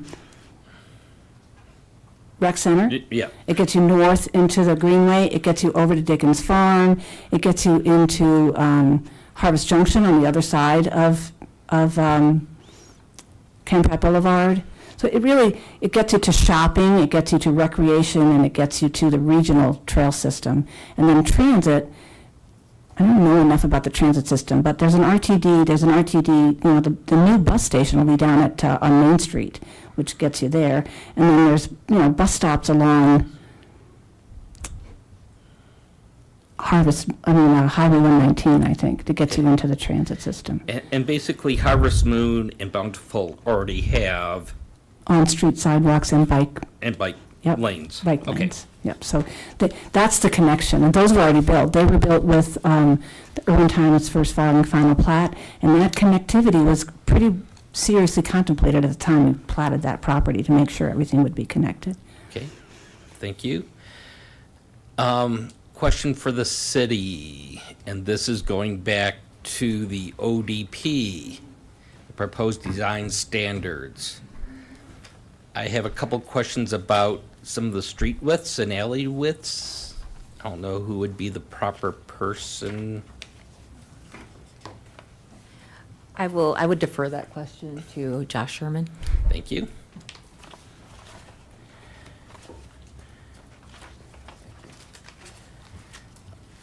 Good evening, Commissioners. Josh Sherman, Civil Engineer with Public Works. Hi, Josh. Hey, a couple questions, because I noticed that we're shrinking a lot of the streets, a lot of the alleys, and I just want to make sure that the city and public safety is okay with the shrinking of these, and we're not going to have any kind of issues for cars passing by and/or for emergency vehicles. Okay. I'm going to answer the cars passing by, and I'm going to try to answer for public safety, who's here also, and if I mess it up, Chief Golden will come down and let me know. But they are asking for a reduction in the minimum street width from 10 feet down to 9 feet. So that gets you a total width of 18 feet for travel lanes. I believe that's adequate for typical passenger cars. It is less than the standard for minimum for fire apparatus in terms of the larger fire ladder apparatus. The provision that they are providing in lieu of that is that all the homes in this subdivision will be sprinkled. So they'll have fire suppression in all those units as a, I get this correct, alternative means of protection from emergency services perspective in that way. Okay. I'm getting that's the correct from the back. So similar for the alleys. Alleys are actually still 20 feet wide, but narrowed down to, I think, still the 9-foot drive width in each direction, but still the 20-foot wide right-of-way that will allow for that access, both, for municipal service, if that's waste services, or emergency access. Okay. So we're just getting a thumbs up from the emergency services that because of the addition of the sprinkler systems, that helps mitigate the fact that the streets aren't as wide as would normally be. Commissioner and Commission, that would be correct. So that was a concession compromise, if you will. So all those housing products are being fire suppressed. So residential sprinkler systems and all of those. Code only requires duplexes, anything above a single family or a duplex to be sprinkled and suppressed. We're getting all the products suppressed. So the other concession that you look at when you look at narrowing some of these roadways is the height of these buildings. So, and the presentation by the developer mentioned 30 foot and below. If you go over that 30 foot, the fire code requires aerial apparatus access in addition to just ordinary fire emergency access. So two different types of fire engines, right? The fire engine, the one with the big ladder on the top is the aerial, and that is what we use to perform rescue and fire attack in those buildings that are larger, in excess of 30 feet. So their products are staying below that threshold.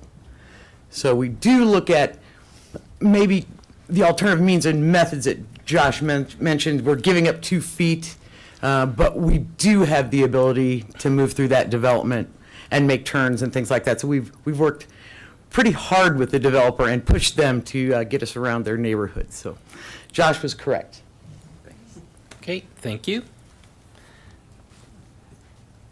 Commissioner Lukash? Thank you, Chair.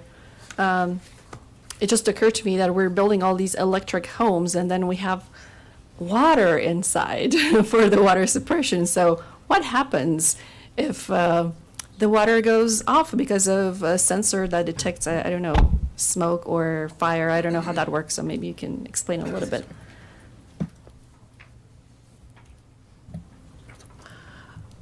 Commissioner, so you're asking about the fire suppression system inside residences and then with a fire and EV charging. Is that kind of your question, combining all those? So that is the newest, and building put it in their last set of code adoptions was the electrification in newly built single-family residential homes, so they are coming with that. When you look at an electrical fire, what we're going to do is try to protect you and get you out. So evacuation in single-family residential is the priority. And what those residential sprinklers do is protect routes of egress, so you and your family can get out. And then we will be there and we will affect the extinguishment of whatever other fire there might be. So garages typically is where you're going to see these EV charging. So what we're going to do is protect your egress route to get out. And that gives us that 5-10 minutes of response time to get there. And then we'll see what we can't do for your EV charging if that's what caused the fire, right? Sometimes that's not it. But as far as water and electric, the only thing you can do is prevent that runaway, which is what happens in these EV, lithium, all those sorts of charging things. So water is the answer. Water, sand, blankets. We got to compress it or suppress it somehow. And that's what we end up doing. So it's copious amounts of water, blankets, and maybe some sand if it's already outside. But we'll be there and we'll do what we can, right? If a fire starts at one of those stations, that's what we want, is you out and at a safe distance away. So that does protect you. And then the water will kill all the electric system too. Oh yeah, well, and that would be in any structured fire, right? So whether it's EV, lithium related, you're going to look at damage to those utility systems in a whether it be multifamily or single family. So yeah, okay, thank you. You bet. And I had a question on the multimodal plan. So Barb. Yes. So I know you're making the claim that this is going to be a very walkable and bikeable neighborhood and will have connection with already existing network. So you're only creating a network here in the division that you're creating.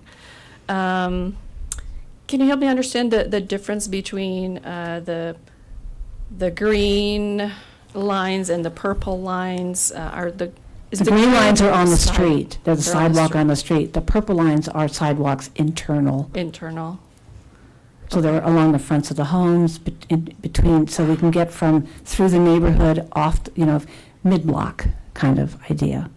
But they will be paved and. Oh, yeah, just they're the same- concrete sidewalks. Concrete. Yeah. And then I don't see a good connection to Costco. You're trying to build here a neighborhood that is diverse in age, abilities, and income levels. So, I can see people that live here and work at Costco, or I can see senior residents, or even millennials that only have one car and they walk and bike everywhere. And you can just buy one item at Costco as well. You don't have to go with your trunk full. And so on the northeastern edge of the subdivision, there's a sidewalk that goes between those north from the internal street up to the property line and then turns north again into Costco. So we talked to staff about this when we were doing the multimodal plan. The Costco is developed, so there's not a pedestrian connection there. But the site on the north side of that, between Costco and Harvest Moon, is under development. And so we're getting to the edge of our property, and that application, it's our understanding, will include some kind of pedestrian connection into the rest of Costco. The other way that you can get to Costco is walk right up Harvest Moon Drive. And there's a sidewalk on the street, a bike lane on the street, and then the first entrance into Costco and the second entrance into Costco will have pedestrian connections into the Costco parking lot. Right. But I know folks that live around there, they use on the west side, I think there's like a ditch and there's like a desired path already created by people that walk to Costco, but obviously it's not Well, I can tell you anything that is- official or right. legal. That's the bonus ditch.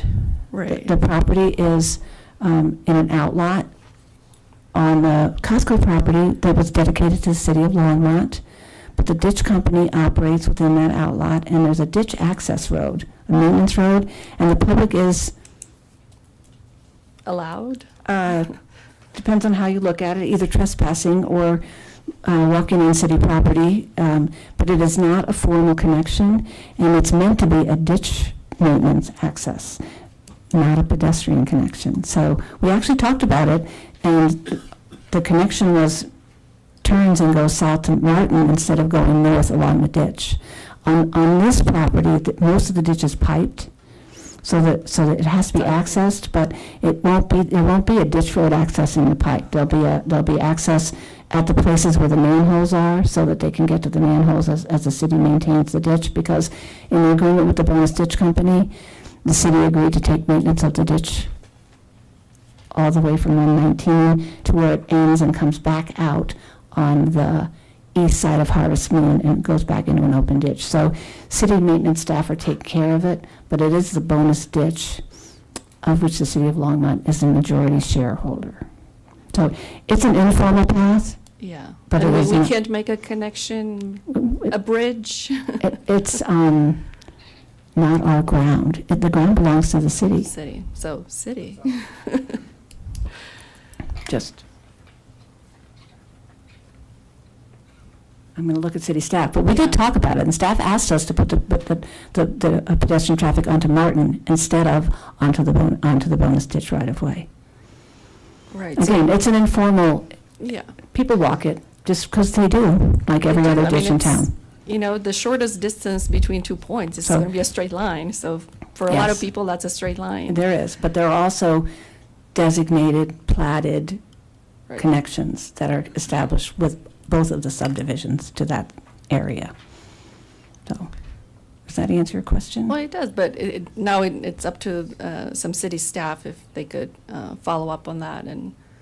And you know, that portion, this site's going to be developed in phases, and so that we're going to start at the east and move toward the west. So some of this stuff will be more refined at final development plan and final plat. And so that's one of those things that we could look at when we do that. Okay. And city staff is here to understand that they need to look at that when we do that. So can the city staff respond to that or take that in consideration, or is it in the works? Is it even possible? I will let Josh comment on that, but I wanted to, indicate, as you as commissioners are all aware, just to make sure that the public is also aware that these are conceptual plans at this point. So landscaping, connectivity, all of those things will go through additional review and are subject to change based on concerns expressed here at this level. I did note the bonus ditch desire, and I will let Mr. Sherman address that more fully. Thank you. Good evening again, Commissioners. I think I would first think about what the multimodal plan that was approved for Costco with that site plan approval and what that looks like, which is really, if we think about Costco and the way it's orientated with its front door at the north and east of that site, there was a sidewalk planned through their parking lot out that front door immediately east to those commercial lots that were described previously that are north of this development. And so really when we think about that pedestrian movement and where we want to put those pedestrians safely is not into the middle of a parking lot where there's not adequate facilities for them in terms of crossing those areas. And specifically also for Costco and that warehouse on the west and on the south is really where they're bringing in their large trucks for their loading and unloading of that facility and those things, which is, again, back on that back side of the west side. So recognizing there may be some informal paths that are taken, promoting those or facilitating those may not be something we want to consider if it's not the safest route to get there, even if it's the shortest route to get there. Right. So are you considering to make it safe, or are you going to say it is just not going to ever be a safe route? Again, yeah, I mean, I think when you look at how to get to the main entrance, the public entrance to Costco, that is on the east side, which is what from this proposed development is bringing from the northeast a planned access without having to go out to the street once those commercial properties are developed further north. Okay. Well, I mean, it might add more minutes to walk to get to the east side. Where's the employee entrance for Costco? That's a great question. I don't know. The employee entrance? I'm hearing they go in the front door. They go in the front door? Okay. Thank you for answering my questions. You're welcome. Commissioner Height? Thank you. Yeah, overall, this is a project that I have wanted to see forever. It's affordable and it's ownable. That's the gold standard. As I look at this, though, it is horizontally dense. The DUs are lower than multifamily, but multifamily, which drives me crazy, stacks them dense. But I look at this and I hear what Commissioner Saunders raised in terms of the tree canopies, what Mark Pabst was discussing about how these roads and the small tree lawns make it difficult to grow trees. I hate to diss on this project, because this project is what I would love to see. That said, the open space, green space, pocket park requirements, the deviation in the ODP, I wasn't clear as to exactly how that mapped out. So, Kristen, can you lead us through, or maybe Barb? I'm going to ask Brian to do it, but I'm going to get you to the slide that shows it. Okay. Because as I read the standard, I think there's 185 DUs here. You need a half acre per 100 DUs. So in my rough calculation, it's in 1.85 acres. This will do it. I want it. No, there's a table. I had a table. Outlot G was only 0.5 acres, and I don't know Here it is. what else. You've got pocket parks, and then you got micro parks. And my question, if you can explain what a micro park is in terms of what the code requirement is for pocket parks and how they differ, I'd like to understand that. So there's no code requirement for microparks. That's a concept that we're introducing in the ODP. So I appreciate that. It's new. I think what we're trying to do is designate, we have the kind of triangular central pocket park, and then we have smaller gathering spaces that kind of don't meet that pocket park intent. What is the definition of a pocket park?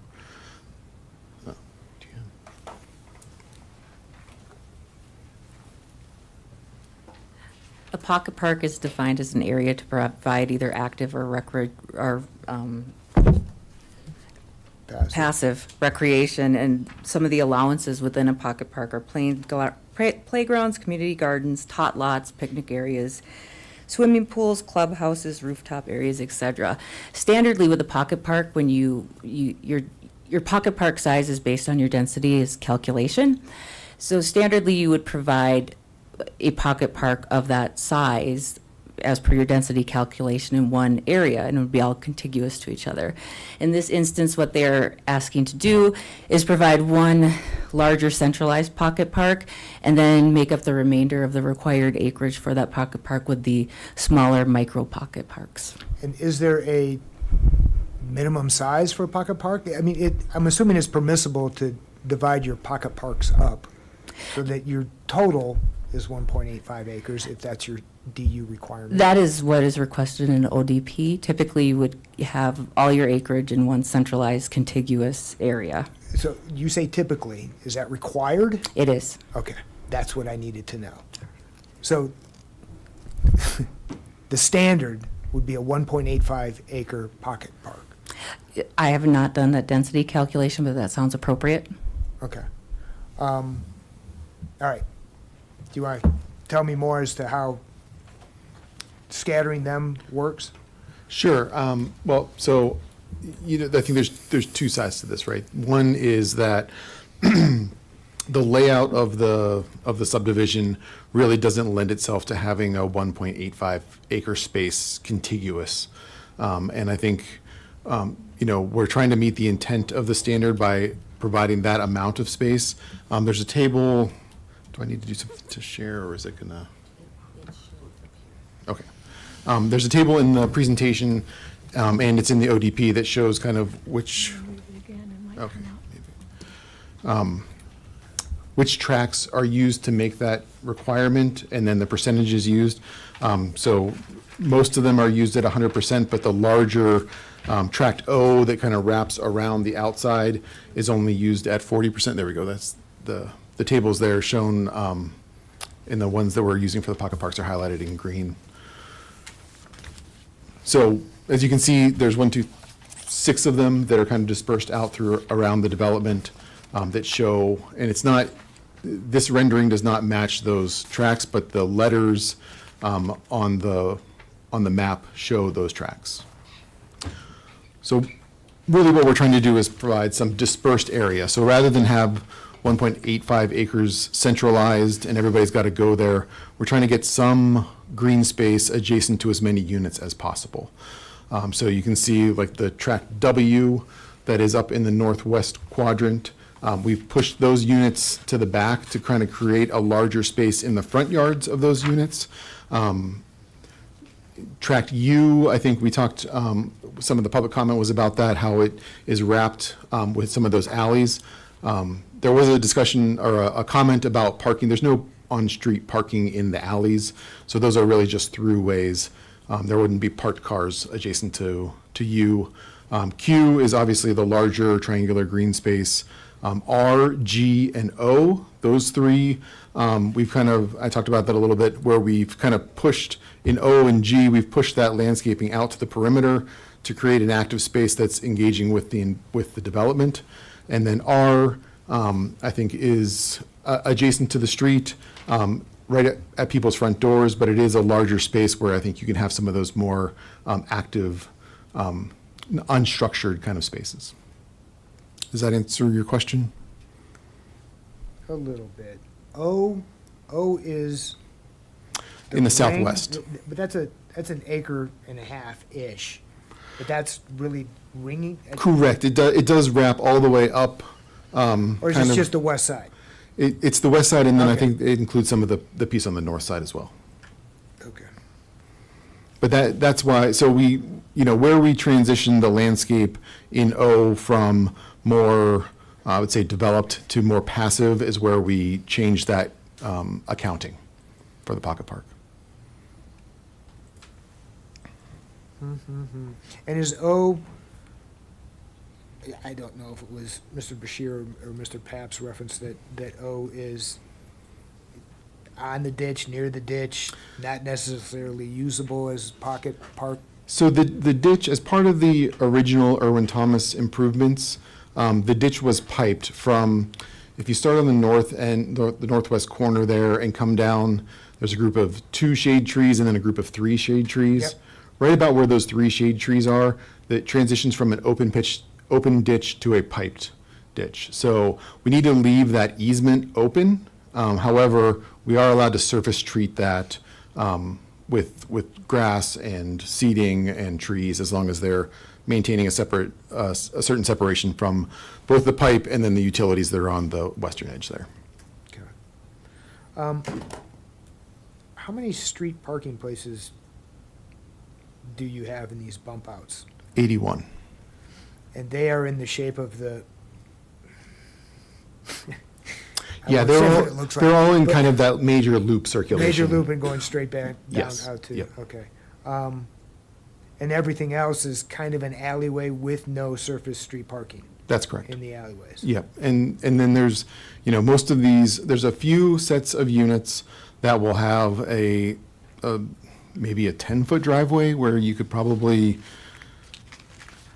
I'm hesitant to even say that you could get a parallel parking in there, but there's not any of these units except for the orange ones that are on the west where you'd be able to get a parking space in that driveway. And Mr. Thrash, you can't take any lesser number of units, can you? You're looking to get 2 more. What's that? You're looking to get 2 more. You don't want to take less. Well, I do want to define that because it is important. There's a lot of different goals we're trying to hit here. And one of them was the max number of affordable, the capital A affordable, so 80% and below AMI, with utilizing the funding sources that the city could and to make the development work. So that 185 is based on a pro forma total to make the math work financially. I know that's not, it's a total aside, but it does play into design. No, because it does create some of that explain density. that more, if you could. That's important, So, I think. fundamentally, the capital A affordable, the sub 80%, if you want to think about it, and it's a little nuanced, but it's a negative number to the pro forma to some extent, right? So you're subsidizing those units with the attainable housing. And so the more attainable units in a percentage that you have to the affordable, the better the pro forma will operate, the less public incentive is necessary. So what we're trying to do is balance all of those things, get the max number of, I think we're at, 55? So we were trying to get to the max number of capital A affordable units that we could, balance the site, and we're literally talking about adding 2 units to this to make the math work. And those would be attainable units. What are the other units? So you've got 55 affordable, and then when I say attainable, there's so many monikers right now, but so attainable is 80 to 120%. Right. So the 130 units is in that 80 to 120%. And we're also trying to hit not just 120%, right? Because that's a cheat. So we have pricing at 90, 100, and 110. We technically don't have anything that's maxed at 120% AMI. Part of that is just to allow for any kind of inflationary pressure that happens from now to then. So 55 at 80% AMI, and the other ones? And below, yeah. And below. And the mix of funding, the city obtains, but it's a state, federal pot that you're accessing. That's correct. Okay. So we kind of laid this math out on day one and said, how do we try to tackle this from both ends? And so the goal became pretty apparent. How do we have the max number of 80% and below units in the development? So density is an answer. And the other 2 you're finding are the 80s? They're the attainable. So we know we're held to the standard of 55 within the development agreement. So really right now we're too short on the 80 to 120s. Okay, that's where the other. Which we feel like in the rest of the phase design we'll pick up the 2 units. It may be that we have 2 more attached products than single family. So it's not capturing more real estate, that's common area. Okay. Thank you. Sure. I like it, it's just dense. I'll shut up. Commissioner Lane. I hate to make you stand back up again, but I had a couple more questions for Mr. Thrash. When we got into the aesthetics portion of the presentation, and there's a picture of these 2 people on a patio, Are they neighbors or do they live in the same house? All right, look, there's some, It's like, howdy, neighbor. there is Let's have some a thought, beer. there is some thought into that. So in the single-family detached homes, so you have 7.5 to 8 feet, I think, separation between those units. One side of every residence has no windows. So you have a sliding door out your kitchen area, that's your private patio. They have their private patio on Got the it. opposite side. Okay, that's what I was thinking. But- And then what's the average, I think you said the houses range between, is it 900 and 1,500 square feet each or something like that? That's correct. Right now, in the first phase, they're between 900 and 1,500. And the lot size, what's the range on the lot sizes? Rough square footage, it's small lots, right? So it's enough to Yeah. create all of our offsets or setbacks around it. I think it's in the package. 1,700, here, so- 1,800 Yeah, square foot okay, lot. Okay, I mean, true with a two-story house. okay. It's going to be close. And like Kristen alluded to, there's a lot of, it's very rough right now, obviously. This all gets fleshed out as it goes along. Sure. Overall, I love the concept. I mean, it's great. So that was all I had for you, but thank you. Okay, thanks.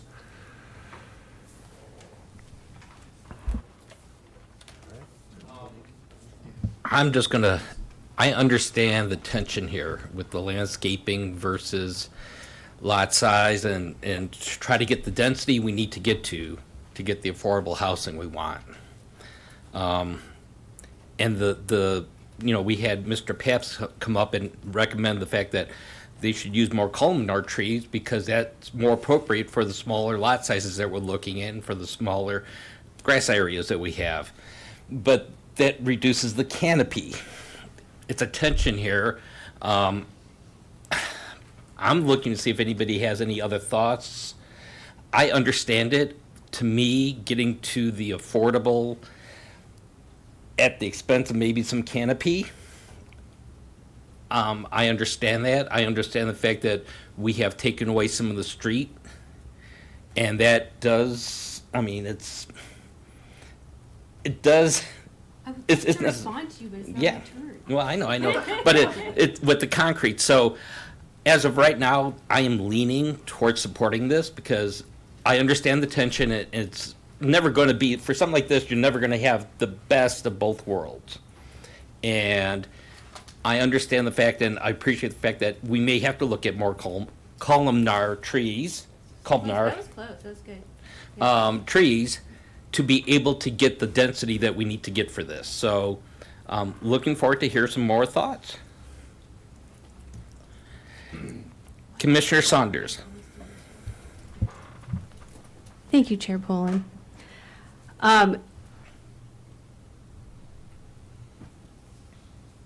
On the question of penciling out for the units, who was answering that? I'm so sorry. I forgot your name. Can you come back up for a second? When you're penciling out for the units, and I don't mean for my one sticking point to overshadow the greatness of this project as I led off. The other 4 things that we're voting on, I'm definitely a fan of. When you pencil out the units, where does parking play a part in that? So that's a tough one to answer. So when you're penciling out individual unit as just as a standalone, forget on-street parking, right? So as a standalone, we're trying to create 2 parking spaces, and it's not this again. When you deal with the density, there's no driveway to speak of. So your 2-car parking space is it, right? There's not a visitor's not making it into your driveway. There's no actual real estate there. So the on-street parking is really the only pressure relief valve you have for visitors coming. And there's not, obviously outside the development, there's not a great expanse of parking. So I don't know that it necessarily plays directly into the pro forma, Right. right? Right. But not having the on-street parking becomes problematic just functionally because you can't park your incoming traffic in your driveway. And typically there is that relief valve. You have 20 feet of drive or something, you always have cars. We just don't have that in this development. Right, and so there's different give and take, right? Sure. And that's where I'm seeing it. I'm seeing that the give is the lawn strips for the take of more parking. And the more parking is above and beyond the street parking. Because the what is it, the on property's 11% over just on the property.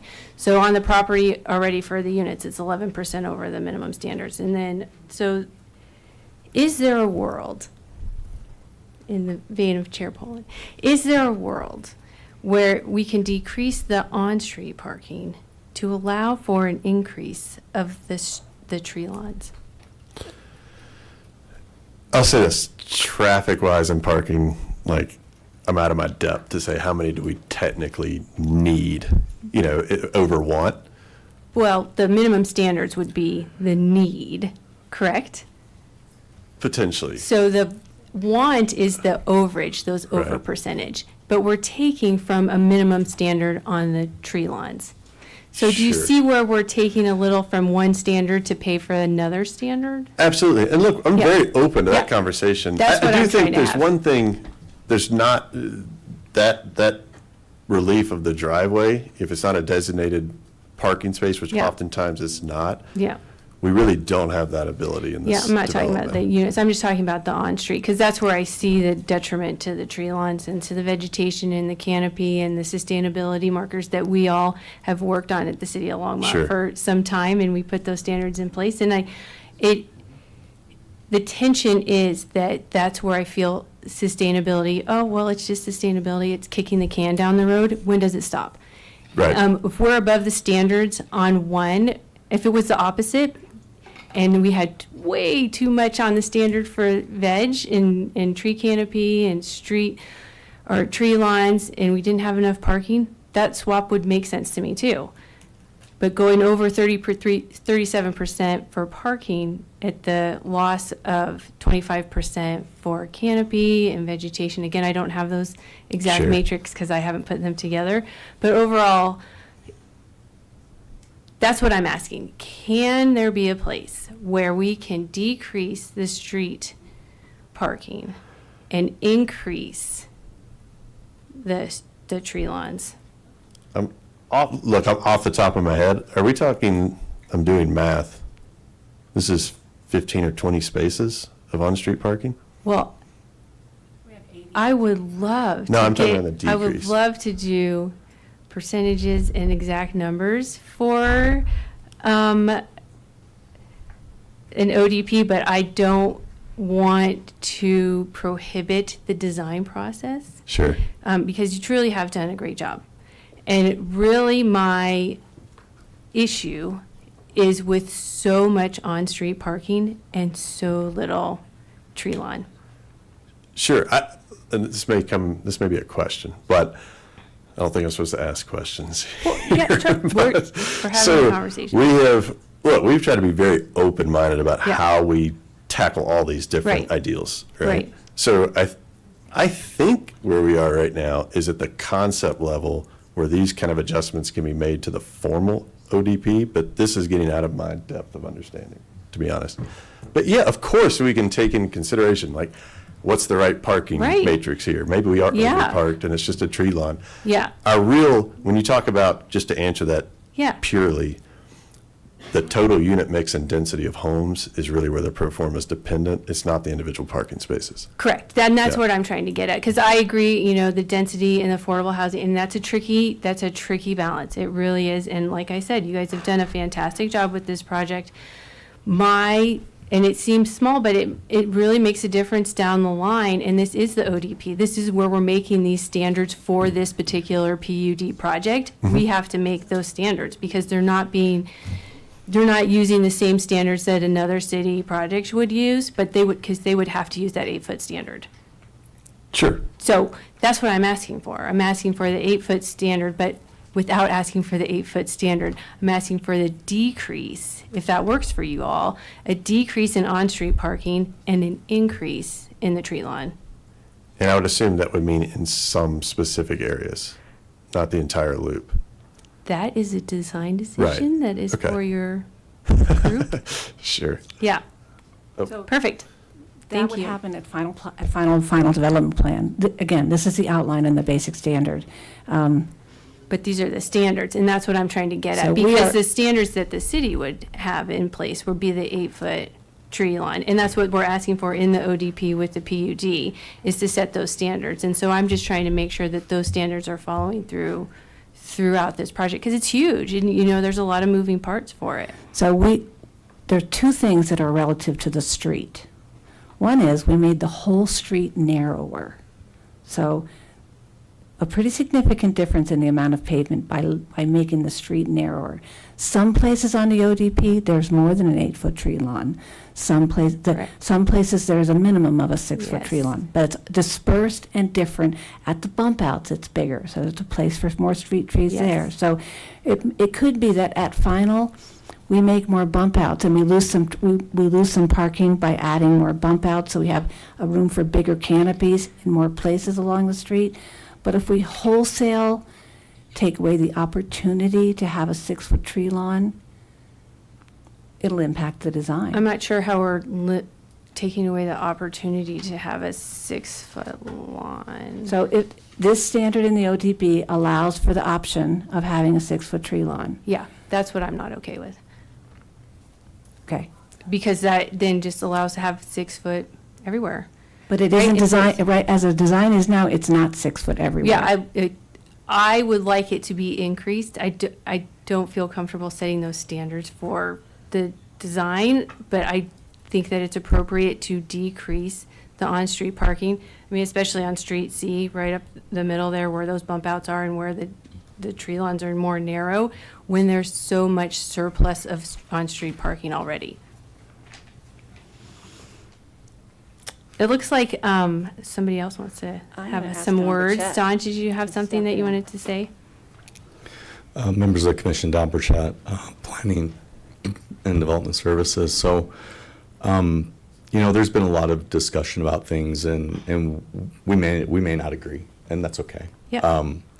But I do want to point out a couple things that I think are important. One is that, the site currently has no trees on it at all. When it is developed, we are going to be adding tree canopy to the development.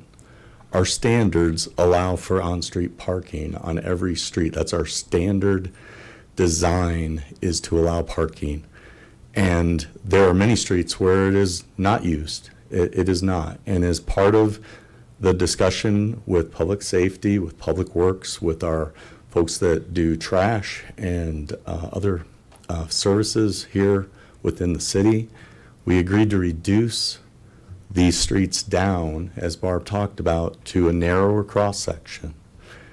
But part of that was also knowing that some of these parking spaces may not be used at all times, so that there is additional places for the vehicles to be able to get through for trash pickup and things like that. So I think it's important to understand that this has been a compromise and a work that has been trying to come up to meet the goals of this development, which was to provide affordable housing. One last thing that I wanted to point out, and I'm going to forget it now, was related to the tree lawns.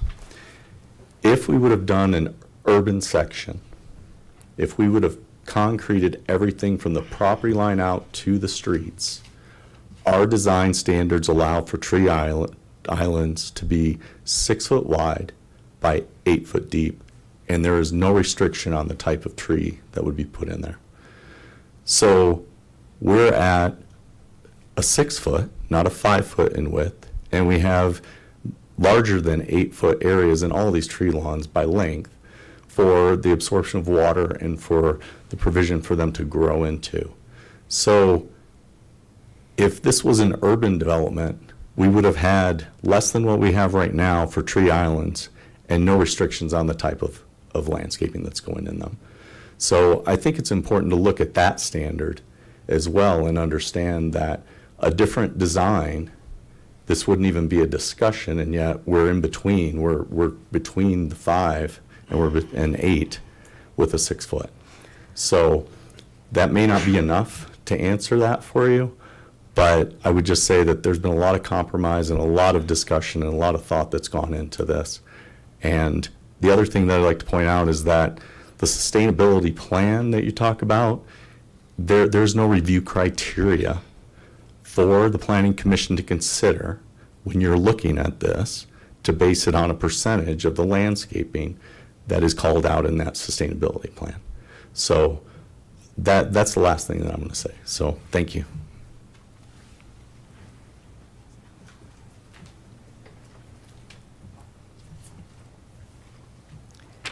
So, thank you for those comments, Don. I appreciate it. And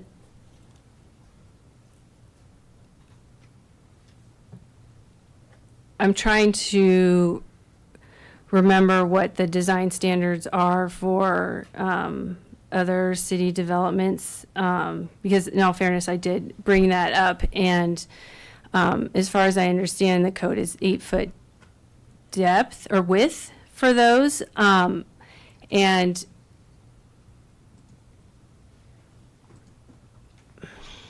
trying to compose my thought here.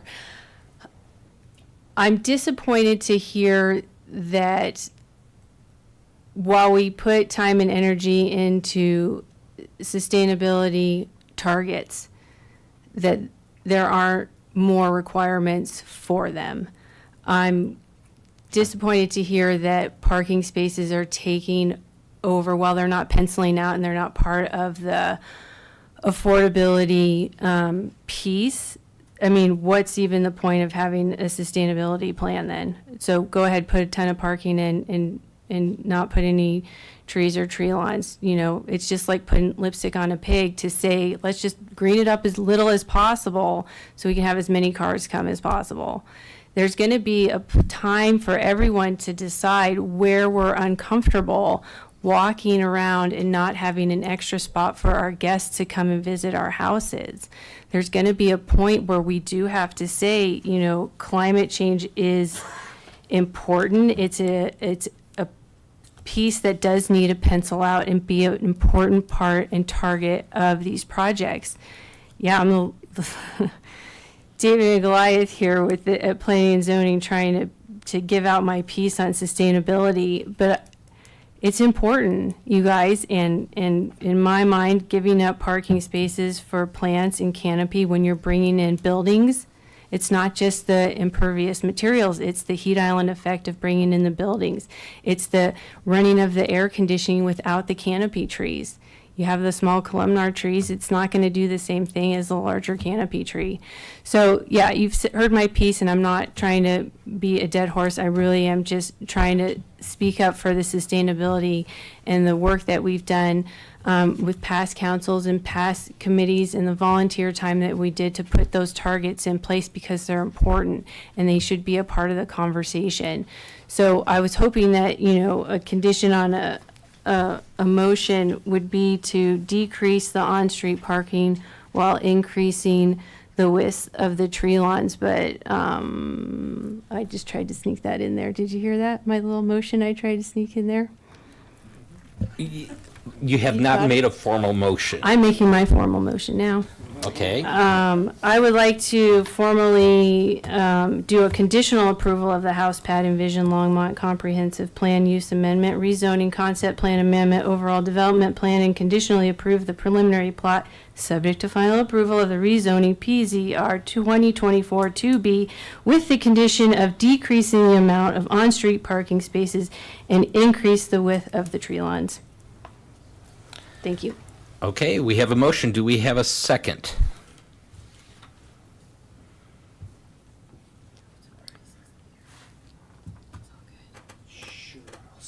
We do have a second. Commissioner Height has seconded. Is there any other comments? I would just say this, as I mentioned before, with affordable housing, it comes down to density. And it's a tension. It's a give and take. I feel that, as they've pointed out, it's not going to be a 6-foot barrier everywhere. It's going to be somewhere from 6 feet to somewhere maybe even more than 8 feet. They're just asking for the ability to go down to 6 feet in some areas. Now, could they do it in all? Yes. But they are saying that their plans currently show that they aren't going to use 6 feet everywhere. And given the small lot sizes, it does make sense to have smaller trees. That's what sometimes we have to give up to get to the affordable housing. They've done things like electrification. That's sustainable. They didn't have to do that. It's a give and take. I think they've done some giving, and they're doing some taking. And I'm perfectly fine with the balance that they're trying to reach to be able to get the affordable housing and the attainable housing in this. That's my personal viewpoint. Commissioner Height. I'll add more, because my seconding was a roundabout. But in any event, reviewing the 5 different applications that are in front of us, the modification of the envisioned Longmont comprehensive plan, the modification proposed does meet one of the goals, which is to create a diversity and mix of housing types that meet a variety of socioeconomic groups' needs. I think this proposal does so. The rezoning application, presenting the city with a unique opportunity to help it achieve a proper balance of land use, tax, and housing types. This application meets that standard. The concept plan amendment, quote unquote, is it in the best interest of the city? I think when mirrored with the rezoning and the comp plan modifications, it's a necessary component thereof and meets that standard. The ODP plan and the preliminary plat, which are really items that we are approving, I think the ODP, I have a little bit of a misgiving regarding the amount of quote-unquote open space, but the pocket park requirement in particular. I think I agree with the way that the applicant has tried to meet the 1.85 acre requirement through its dispersal of these pocket parks with micro parks, and other green ways. My seconding of Commissioner Saunders' proposal makes the greenways even bigger, which is what I kind of think this project lacks. It's dense, and if it had a little bit more greenway, and if it didn't really need all the parking that is being proposed, then let's try to encourage them to do that. So overall, I find that the proposal meets the 5 standards, and I'm going to vote in favor of that with the modification proposed by Commissioner Sanders. Thank you. Do we have any other comments? Commissioner Lang. I just wanted to say on the table where it talks about the parking and the units per, and you've got 311 spots required, which when you do the math, like 1.7 cars per unit, which is pretty small. I appreciate wanting more canopy, wanting more green, and not diminishing that in lieu or in the advantage of adding more parking. But I think based on the amount of units they're looking at, 2.33 spots per unit seems a lot more reasonable to me than 1.7. And also, I was just looking at the Google Maps. In terms of accessibility to mass transit, it's not great. I mean, you got to pretty much walk a mile to get a bus, so I don't know how many people are going to be doing that. I think it's going to be a lot of driving, so I think there's going to be a lot of cars in this neighborhood, and that's just kind of where we're at, because it's not really a dense urban environment out there.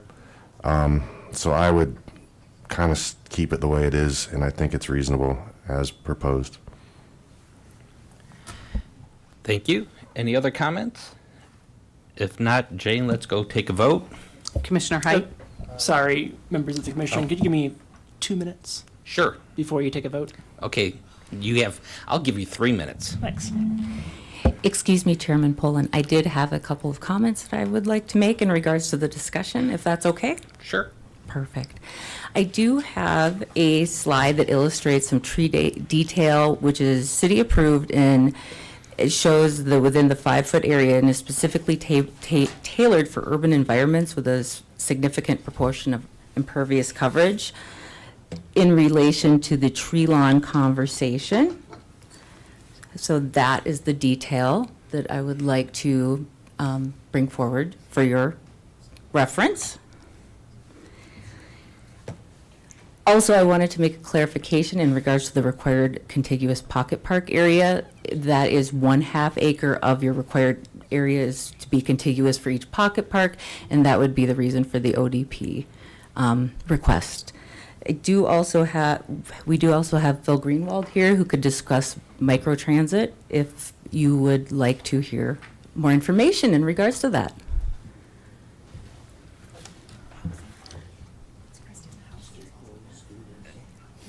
And our affordable housing department is also present, so if you have any information or questions for them, they would be more than happy to address those for you. Okay, thank you. I think Jeremy is ready. Yes, thank you, Chair Poland. I just want to make a couple comments and suggestions for the commission. I think in this circumstance, we're looking at 5 different applications. It might make sense for the commission to break up the motion and consider each application. And then also to consider, and the reason why Commissioner Saunders is because of the condition. The condition, right now, it appears the condition would apply to all of them versus a separate motion just on the ODP. And then also on the issue of the condition, when we're looking at approval of the ODP, we have specific standards in there. And I would recommend, supposing, if conditions are being imposed, I would recommend specific conditions as opposed to a nebulous idea. Just we're not in the issue of, oh, well, they have 6 foot 1 inch, which is now bigger than the 6 foot noted. So that's my kind of recommendations for the commission. I would separate it out for each application, and then also to provide specific conditions as it concerns the ODP issue identified.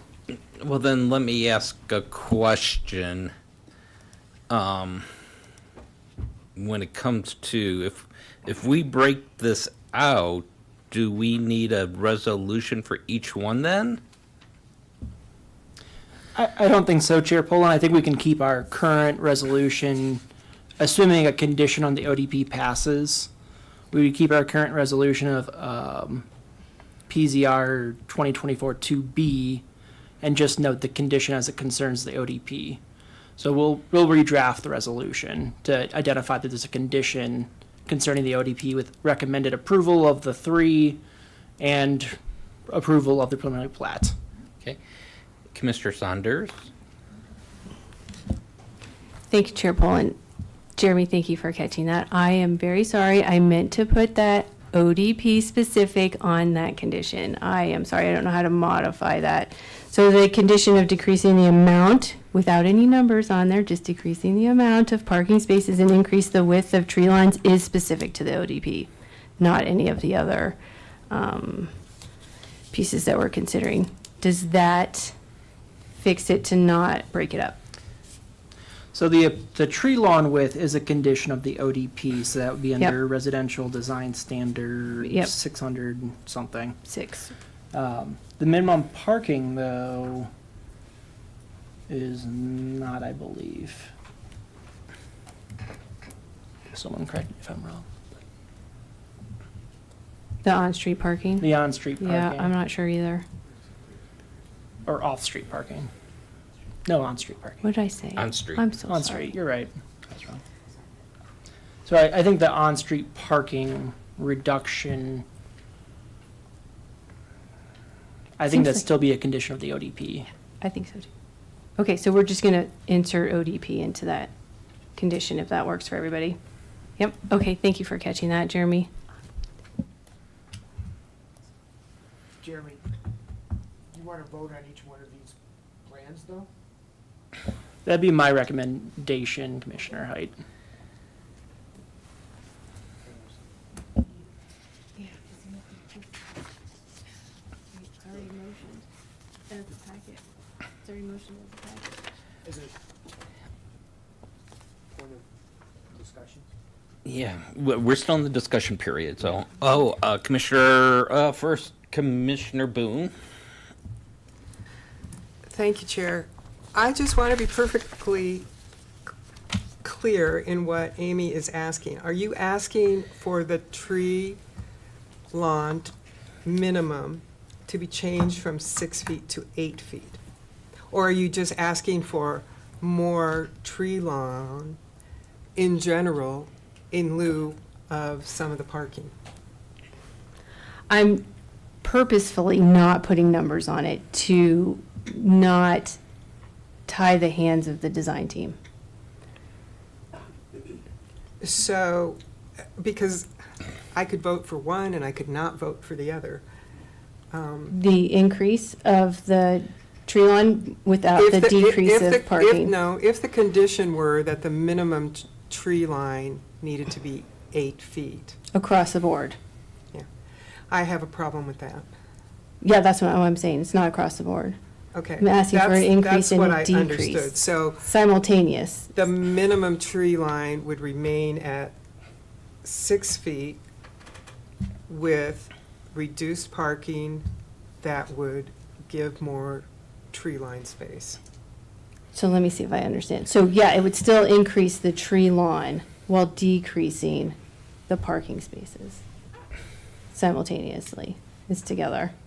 You just want decreased parking. You're okay with just decreased parking. I'm just trying to understand what you're saying. Yeah, I see there being a problem with having the minimum be 8 feet instead of 6 feet, based on the scale of everything here. Right, and that's why I'm trying to not tie their hands. So the decrease, they're gonna get bigger streets. So that's why I'm saying the decrease in parking should go to the increase of the tree lawn. Okay. But not Does that the- clarify it? But not the minimum width of it. Yeah, because I don't want it to, Okay. personally, I would like it, but I can't. Okay, yes, did that help? Jerry, thank you. Commissioner Boone. I think so.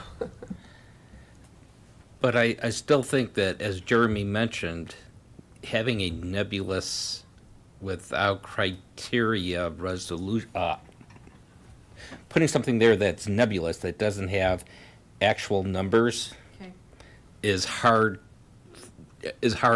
to achieve, hard to keep track of. And I know in the past we've had this discussion before. Yeah, with density, it's sort of the same idea. Do you know what I mean? Like, you're not trying to calculate density. Okay. But they're looking for some kind of numbers that they can tie to and hold them to.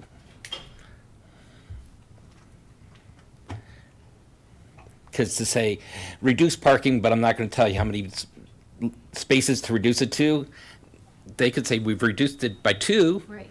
And that's not meeting I your, understand. yeah. No, I understand.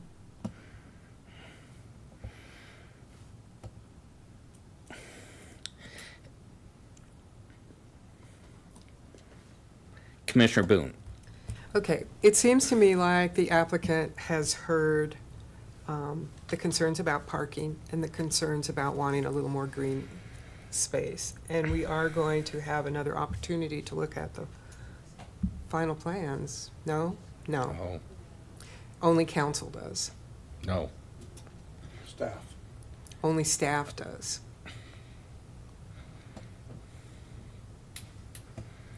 Okay. Thank you. Yeah, and I guess my concern is if we try to say reduce parking, but it's not consistent across the whole board, it's going to be hard to do because you are dealing with a narrow street to begin with now. And you can take away 5 lots here, but it's going to make for a street that has a bend in it, and it just, to me, is going to be, I just have a problem with that. Let's say we take away 10 parking spaces, but we're going to have cutouts then all over the place. You're going to have street curbs that. This is why I'm trying not to get into their design head. I know, but with the fact that we're talking anywhere from 6 to 8 feet, just because you may increase But like they're saying, they already have the mix of them, right? Exactly. So, okay, so what if I put the 8 foot in there? And then it helps decide. Except that would really do a lot. I don't think that, given their design, if you take away 2 feet, you can't take away from the street. The street's already shorter. So that 2 feet has to move somewhere. And they already have the front lawn at a reduced. So that means the building has to be reduced by 2 feet? Parking, right, because But- the bump outs, right, the on-street parking bump But that's not outs, take that but you down. can't do that consistent across the whole development. You can't do a consistent 2 feet across the Well, whole. I mean, I'm not there designing Well, it for them, so I don't know. Maybe this is an applicant feedback. Or just vote. Or, See how yeah. it goes. Oh, sorry. I didn't have you. Chair Poland? Yes. If I could just add one additional comment that just came to me. So, on the on-street parking issue, the off-street parking is addressed. There's no questions about off-street parking, as I understand it. It's mostly on the on-street parking and reducing the tree width to accommodate the on-street parking. We don't have an on-street parking requirement. The only time a requirement would come in is if they're using on-street parking to satisfy a off-street parking minimum, which they're not doing here, based on the current standards, which may be in change anyways. To your point, though, Commissioner Saunders, I think if you make a condition concerning the tree lawn width to increase it beyond the 6 foot, they necessarily would have to take it from the parking. I think that would achieve the goal as opposed to having a separate condition concerning parking. It's just a suggestion I might make, if that makes sense. I mean, the alternative is they have to change the design of the homes as well. Right. So either you're Yeah, taking and- the, I'm from the not asking homes or the that. No, I'm parking. not asking that. So I appreciate that, Jeremy. So it's get the tree line or keep the parking. Okay, I really am not trying to make this painful for you guys, I promise. What I'm hearing is that if it has a minimum 8 foot tree line, then that helps everyone decide. I just don't know how to handle the parking spaces, because it's so, I don't want it to impact the housing. I'm okay if it impacts the parking. Yeah, I think I that's think the applicant would appropriate like for to you say to come up something. and say something. 100%, thank you so much.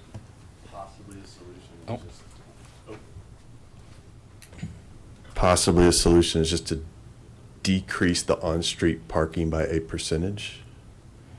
Is that direct enough? Or a number of spaces? I like where you're going with this. I think that would be a condition on the preliminary plat then, because the ODP doesn't address on-street parking. Okay. Where is it? Design does. Where is it at, Barb? Because I can appreciate what you're trying not to do, which is pinch it down. Yes. Trying to work together. Got to be a solution here. You're amazing, thank you. Right, but the ODP standards I'm talking about. So we're changing that to our code, so that's really right? But we can modify the design. I think the preliminary plat though, doesn't preliminary plat also talk about parking? Nope. Okay, well then. So, is there a percent reduction that we could come to, so that would make sure that it's not, we don't change the width of the tree lawn everywhere, but we require a reduction in the number of on-street parking places that would allow for more green space? Yeah, how do we word this where we're decreasing the parking and increasing the green space? So a percentage or a parking I would space say this, number? I think by default, if we decrease the on-street parking, we're going to need to increase the green. So you're gonna give me a verbal on that you're gonna do that? I'm trying to solve it, where appreciate it. where we can What get if the through the condition step. said, where the on-street parking is removed, it would be replaced with green space? Nice. I like where we're going with this. So if you Jeremy, made a how do we need percentage of percentage and reduction? numbers on this? He hates us. He loves this. So maybe, maybe it's a 25% reduction on the number of on-street parking spaces that would result in a 25% increase in the number. Boom, you're the winner. Yep, I'll take it. I will take it. Oh, poor Brian's like, no, I'm what are you saying, how doing? about 10? I like the original 25 and 25. Yeah? Well, except they're Yeah. different sizes, so you can't say It's a decrease. percentage of parking, not a Yeah, percentage. percentage of units. Yeah, it's a percentage of parking, not a percentage of units green. and a percentage of square footage, I right? guess, well, no, it's not percentage of square footage.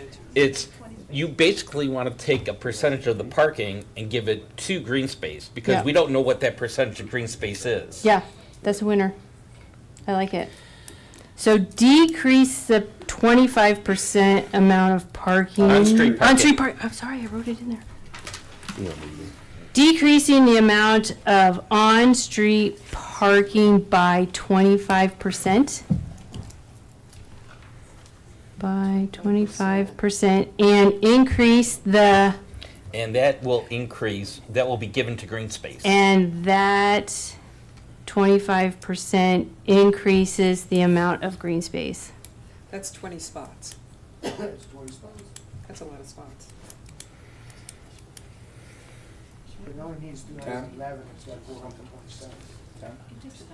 20. 20 is a lot of spots to take out. I thought it was. Well, we have No, 37% 25% more. is 20. 25% of 80 80 spots spots is 20. is 20 spots. Is 20 spots. That's a lot of spots.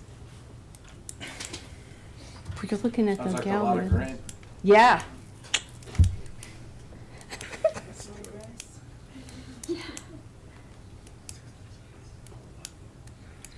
$25? Or do we want to, well, 25? Going once, going twice? Yep, 25. I feel like that's the golden number here. Maybe you need to call it number of spots, because they've already You got. prefer that? Well, they've already numbers? got the spots counted. Yeah. I mean, Jeremy, 20 spots is a lot of spots. they show, I mean, here's my question. They show what they're thinking about for parking, but I don't know if that's an actual number. Yeah, it would be per the units. I think the percentage is better than doing actual spaces. But they already told us what the actuals are. What's our design team thinking? Spaces, percentage? 20 spots is a lot of spots.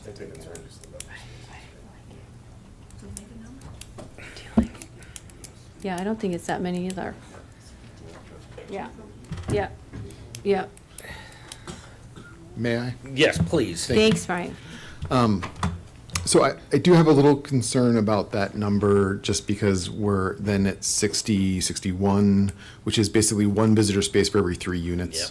I mean, I've been racking my brain for the last 2 hours trying to come to a great solution here. I do think that there's places here, especially along the North Street, where we could add more bump outs, get more green space in. I am a little concerned about the functionality of losing 20 spaces, though. So I would maybe, could we propose that we would, the other concern that we have is that this is the ODP, which is a conceptual plan, and if we say 25% of this number, it's hard to trickle that through. So,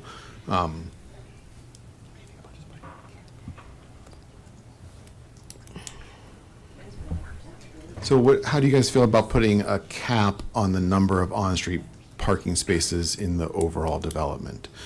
So rather than having a reduction from a number that think is right, but we're not sure about, we would just say it's 70 on-street parking spaces dispersed throughout the development, which gives us. That's hard for me to visualize, especially like moving all those parts around. Is it more comfortable for you if it's a 20%, 20 and 20? 20% on the parking, give a little 20% on the, I like the swap out. I think then it's less than 20 spaces, and yeah, I think that, so the standard that we cannot actually change is the 6 foot, because in the street section, if we make that 6 Yeah. feet bigger, there's just physically not enough space without making the right-of-way larger, right, which that's why then- it's not, Yeah, okay. that's why I'm I trying to just not wanna be- limit that, because you have a appreciate that. bunch of tiny little spots in there trying to make everything work, and that's why I Yeah. didn't want to do percentages at all, but percentages feels like that gives you a lot of room, and we're essentially swapping. And how cool and sustainable is that? We're swapping some parking space for some more green stuff, right? So if 20% is like really killing you, I love this wording that I'm happy to just modify it to 20%, and then we can vote and see how it turns out. We can do Is that 20%. doable? Yes. Thanks, Brian, you're amazing. Which is All right. about 16 spots. Yeah. Yes, Perfect, so- you guys, thank you. yeah. So 20 and 20. Is that all right, Jane? Did you No, vote? just Oh, 20. 20% of the parking for 20% of an increase on the amount of green space. But it doesn't increase the green space by 20%. That amount of Parking is, right, going into, so those 20 spaces is going to be green space. It's 16 spaces. 16 spaces, Right, just say 20% less parking 20% less parking. to be green space. Don't put, you don't need to put Decreasing the amount of on-street parking by by 16 spaces. 16 spaces and increase. the Don't put am- any numbers on it. It's going to go to the green Spaces. space. Going to the green space. Towards green space, yes. Going Replaced. toward. Replace. Oh, thank you. I like that. Did you get that? Do you guys, did I need to write it down? All right, I'm going to say it in the mic. So condition of, the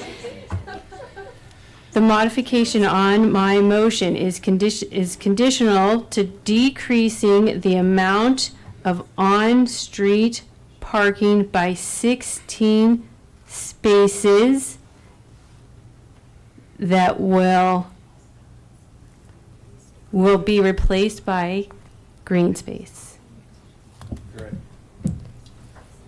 Takes a village, people. And Commissioner Saunders, just one additional aspect to your condition they're proposing, I would suggest, is that the reduction on parking comes off the parking listed on the overall development plan, page 2 of 18, which shows their on-street parking table. Very good. What Jeremy said. But again, Commissioner, or Chair Poland, I do recommend that we address each application separately. plan. Okay. So perhaps Five Commissioner different- five different Saunders is willing to withdraw her current pending motion. We can address the recommendations first, a preliminary plat, and then ODP last. Yeah, let's put ODP last so I can rewrite Yes. this for the 18,000th time. Thank you so much, Jeremy. Okay, so I am going, oh, Do you need me to remove it? The no, motion? yes. Okay. Oh, I'm removing my motion. You don't need me to reread it again, okay? and we don't need a second for Dang. that. Okay. So now we're ready to take some votes. We're ready for some motions, I think. Oh, some Chair. motions. So, we need is it easier if I make the motion? Any commissioner may make a motion at this point. Okay, go ahead. That's great. Yeah, okay. Jeremy, can we do 4 at a time and then 1 with condition?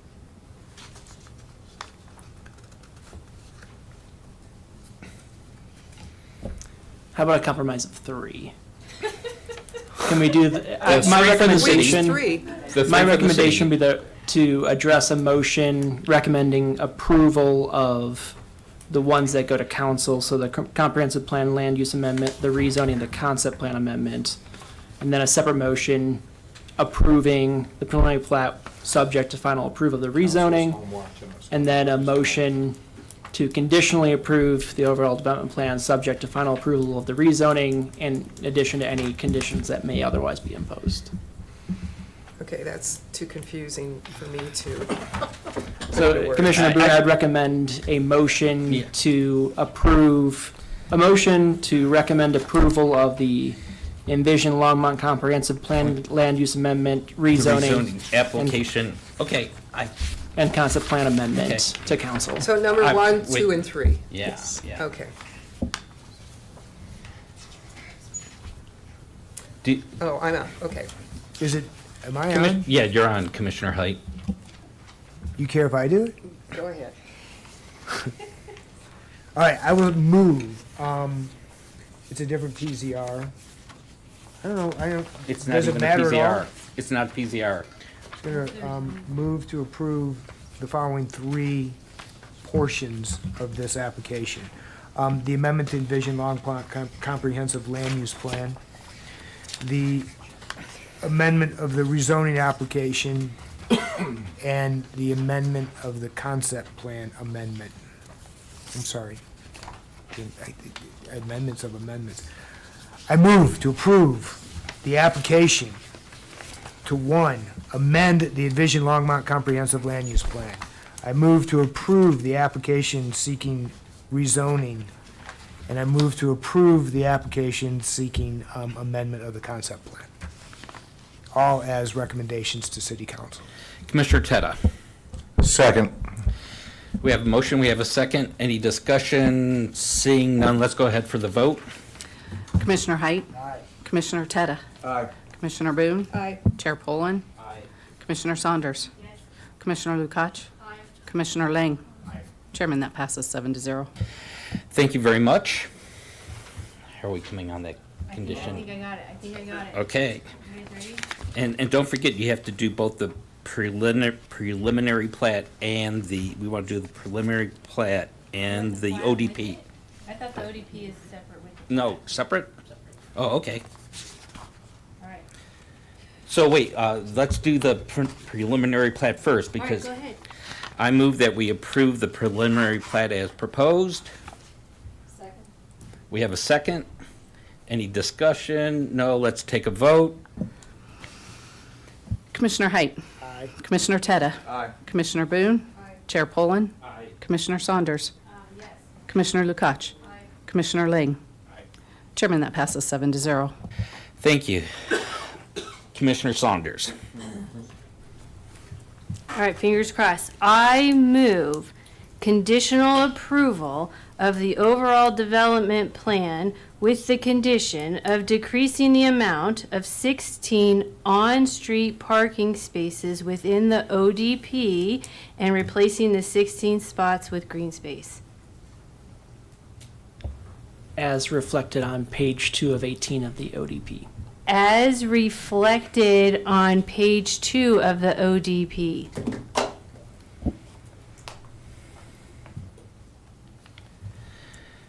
Commissioner Teta. Second.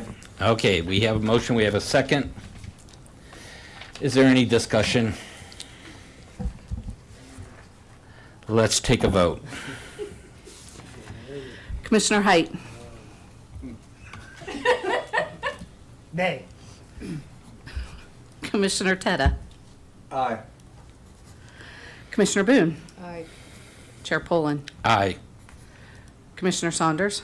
Yes. Commissioner Lukacs? Commissioner Lang? Chairman, that passes 5-2. Thank you. And Now, Chair Poland, before you make your announcement, can I suggest one additional motion for the Please. commission? I would recommend that the commission consider a motion granting Chair Poland permission, directing staff to draft a resolution consistent with the commission's finding and giving authority to Chair Poland to sign said resolution. Directing staff to draft a resolution consistent with the past findings and Okay. Chair Poland to sign. Commissioner Height, So moved. we have a motion that was so moved. Do we have a second? I'll second it. Any discussion? Let's take a vote. Commissioner Height? Commissioner Teta? Aye. Commissioner Boone? Aye. Chair Poland? Aye. Commissioner Saunders? Aye. Commissioner Lukacs? Commissioner Lang? Chairman, that passes 7-0. Thank you very much. I have two notices here to read. Agenda item 6A, the House Pad and Vision Longmont Comprehensive Plan Land Use Amendment, the rezoning, and the Concept Plan Amendment. This item will now be forwarded to the Longmont City Council for action. If you are unfamiliar with council procedures and intend to appear before City Council, please contact the Planning Division for further information at 303-651-8330. Agenda item 6A, the House Pad Preliminary Plat and Overall Development Plan, Appeal Process Announcement. This item now enters a 7-day appeal period. During this time, any aggrieved party may appeal the Commission's decision by submitting a written appeal letter stating why the Planning and Zoning Commission's decision should be amended or reversed by City Council. All appeals must be in writing and must be received in the city clerk's office and the planning office within the 7-day appeal period. The appeal period begins Thursday, April 25th at 8 a.m. and ends Wednesday, May 1st at 5 p.m.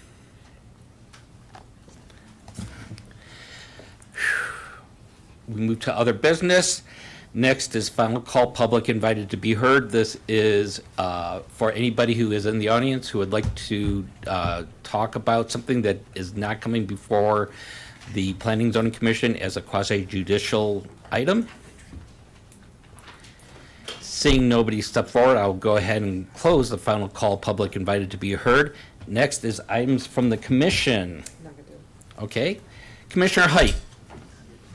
And he's not here, Commissioner Popkin. In last month's, I think it was February 28th, discussion regarding, no, it was when we were sitting as the Board of Adjustment, and we were reviewing the fence issue, which got overturned. He had a discussion point with me that I have been riding on my high horse on for a long time regarding the applicability of when a variance is appropriate, and the specific language that I got into regarding the physical characteristics of the property had to control whether or not a variance would be even considered. The applicable language was special circumstances exist, and special circumstances include, but are not limited to, the following. Popkin and I got into an argument as to whether or not that list meant it was inclusive of these physical characteristics, or if it was just, it meant otherwise. I think the way he read it and was encouraging me to think about it was that if the language were special circumstances include without limitation these other things, his argument would have worked. But when I now study the words include but are not limited to, I think I might have to possibly get off my high horse and consider that special circumstances aren't just limited to the physical characteristics of the property. Thought I'd share that with all of you. And does that apply for variances that come before planning and zoning, or just for the? It's both. Apply to both. Okay, so it's written the same for both, the language? It's the both. It's the Okay. language for variances applies in both circumstances. Okay. Whether we sit as a Board of Adjustment or as a Planning and Zoning Commission. Thank you. Do we have any other items from the commission? Items from Planning and Development Services, Grant Penland. Just quickly, maybe we can touch base on upcoming meetings. Next meetings will be May 15th as well as June 26th. Only one in May due to the basically the end of school week and going to the holiday on the 20th, and then moving into June. We did cancel the June 19th due to that holiday. So it looks like Don ran out, but as of, I think, yesterday morning, we actually did not have anything scheduled for May. I think we may have to wait until next Tuesday to make that final determination. But what that likely means is we'll have at least a couple for the June meeting. Which meeting? The June meeting? Yeah, but only one meeting in June, which is going to be the None in May. 26th. And none in May. Well, tentatively. Most likely none, but we'll have confirmation within the next few days. Okay. Oh, Commissioner Tetta. Grant, you said 2 agenda items in June, not 2 meetings, right? Yes, that is correct. Seeing no other items, we are in adjournment.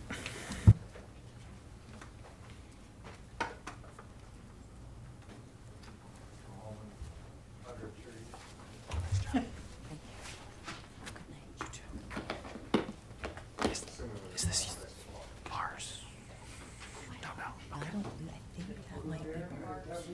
Oh, okay. All right.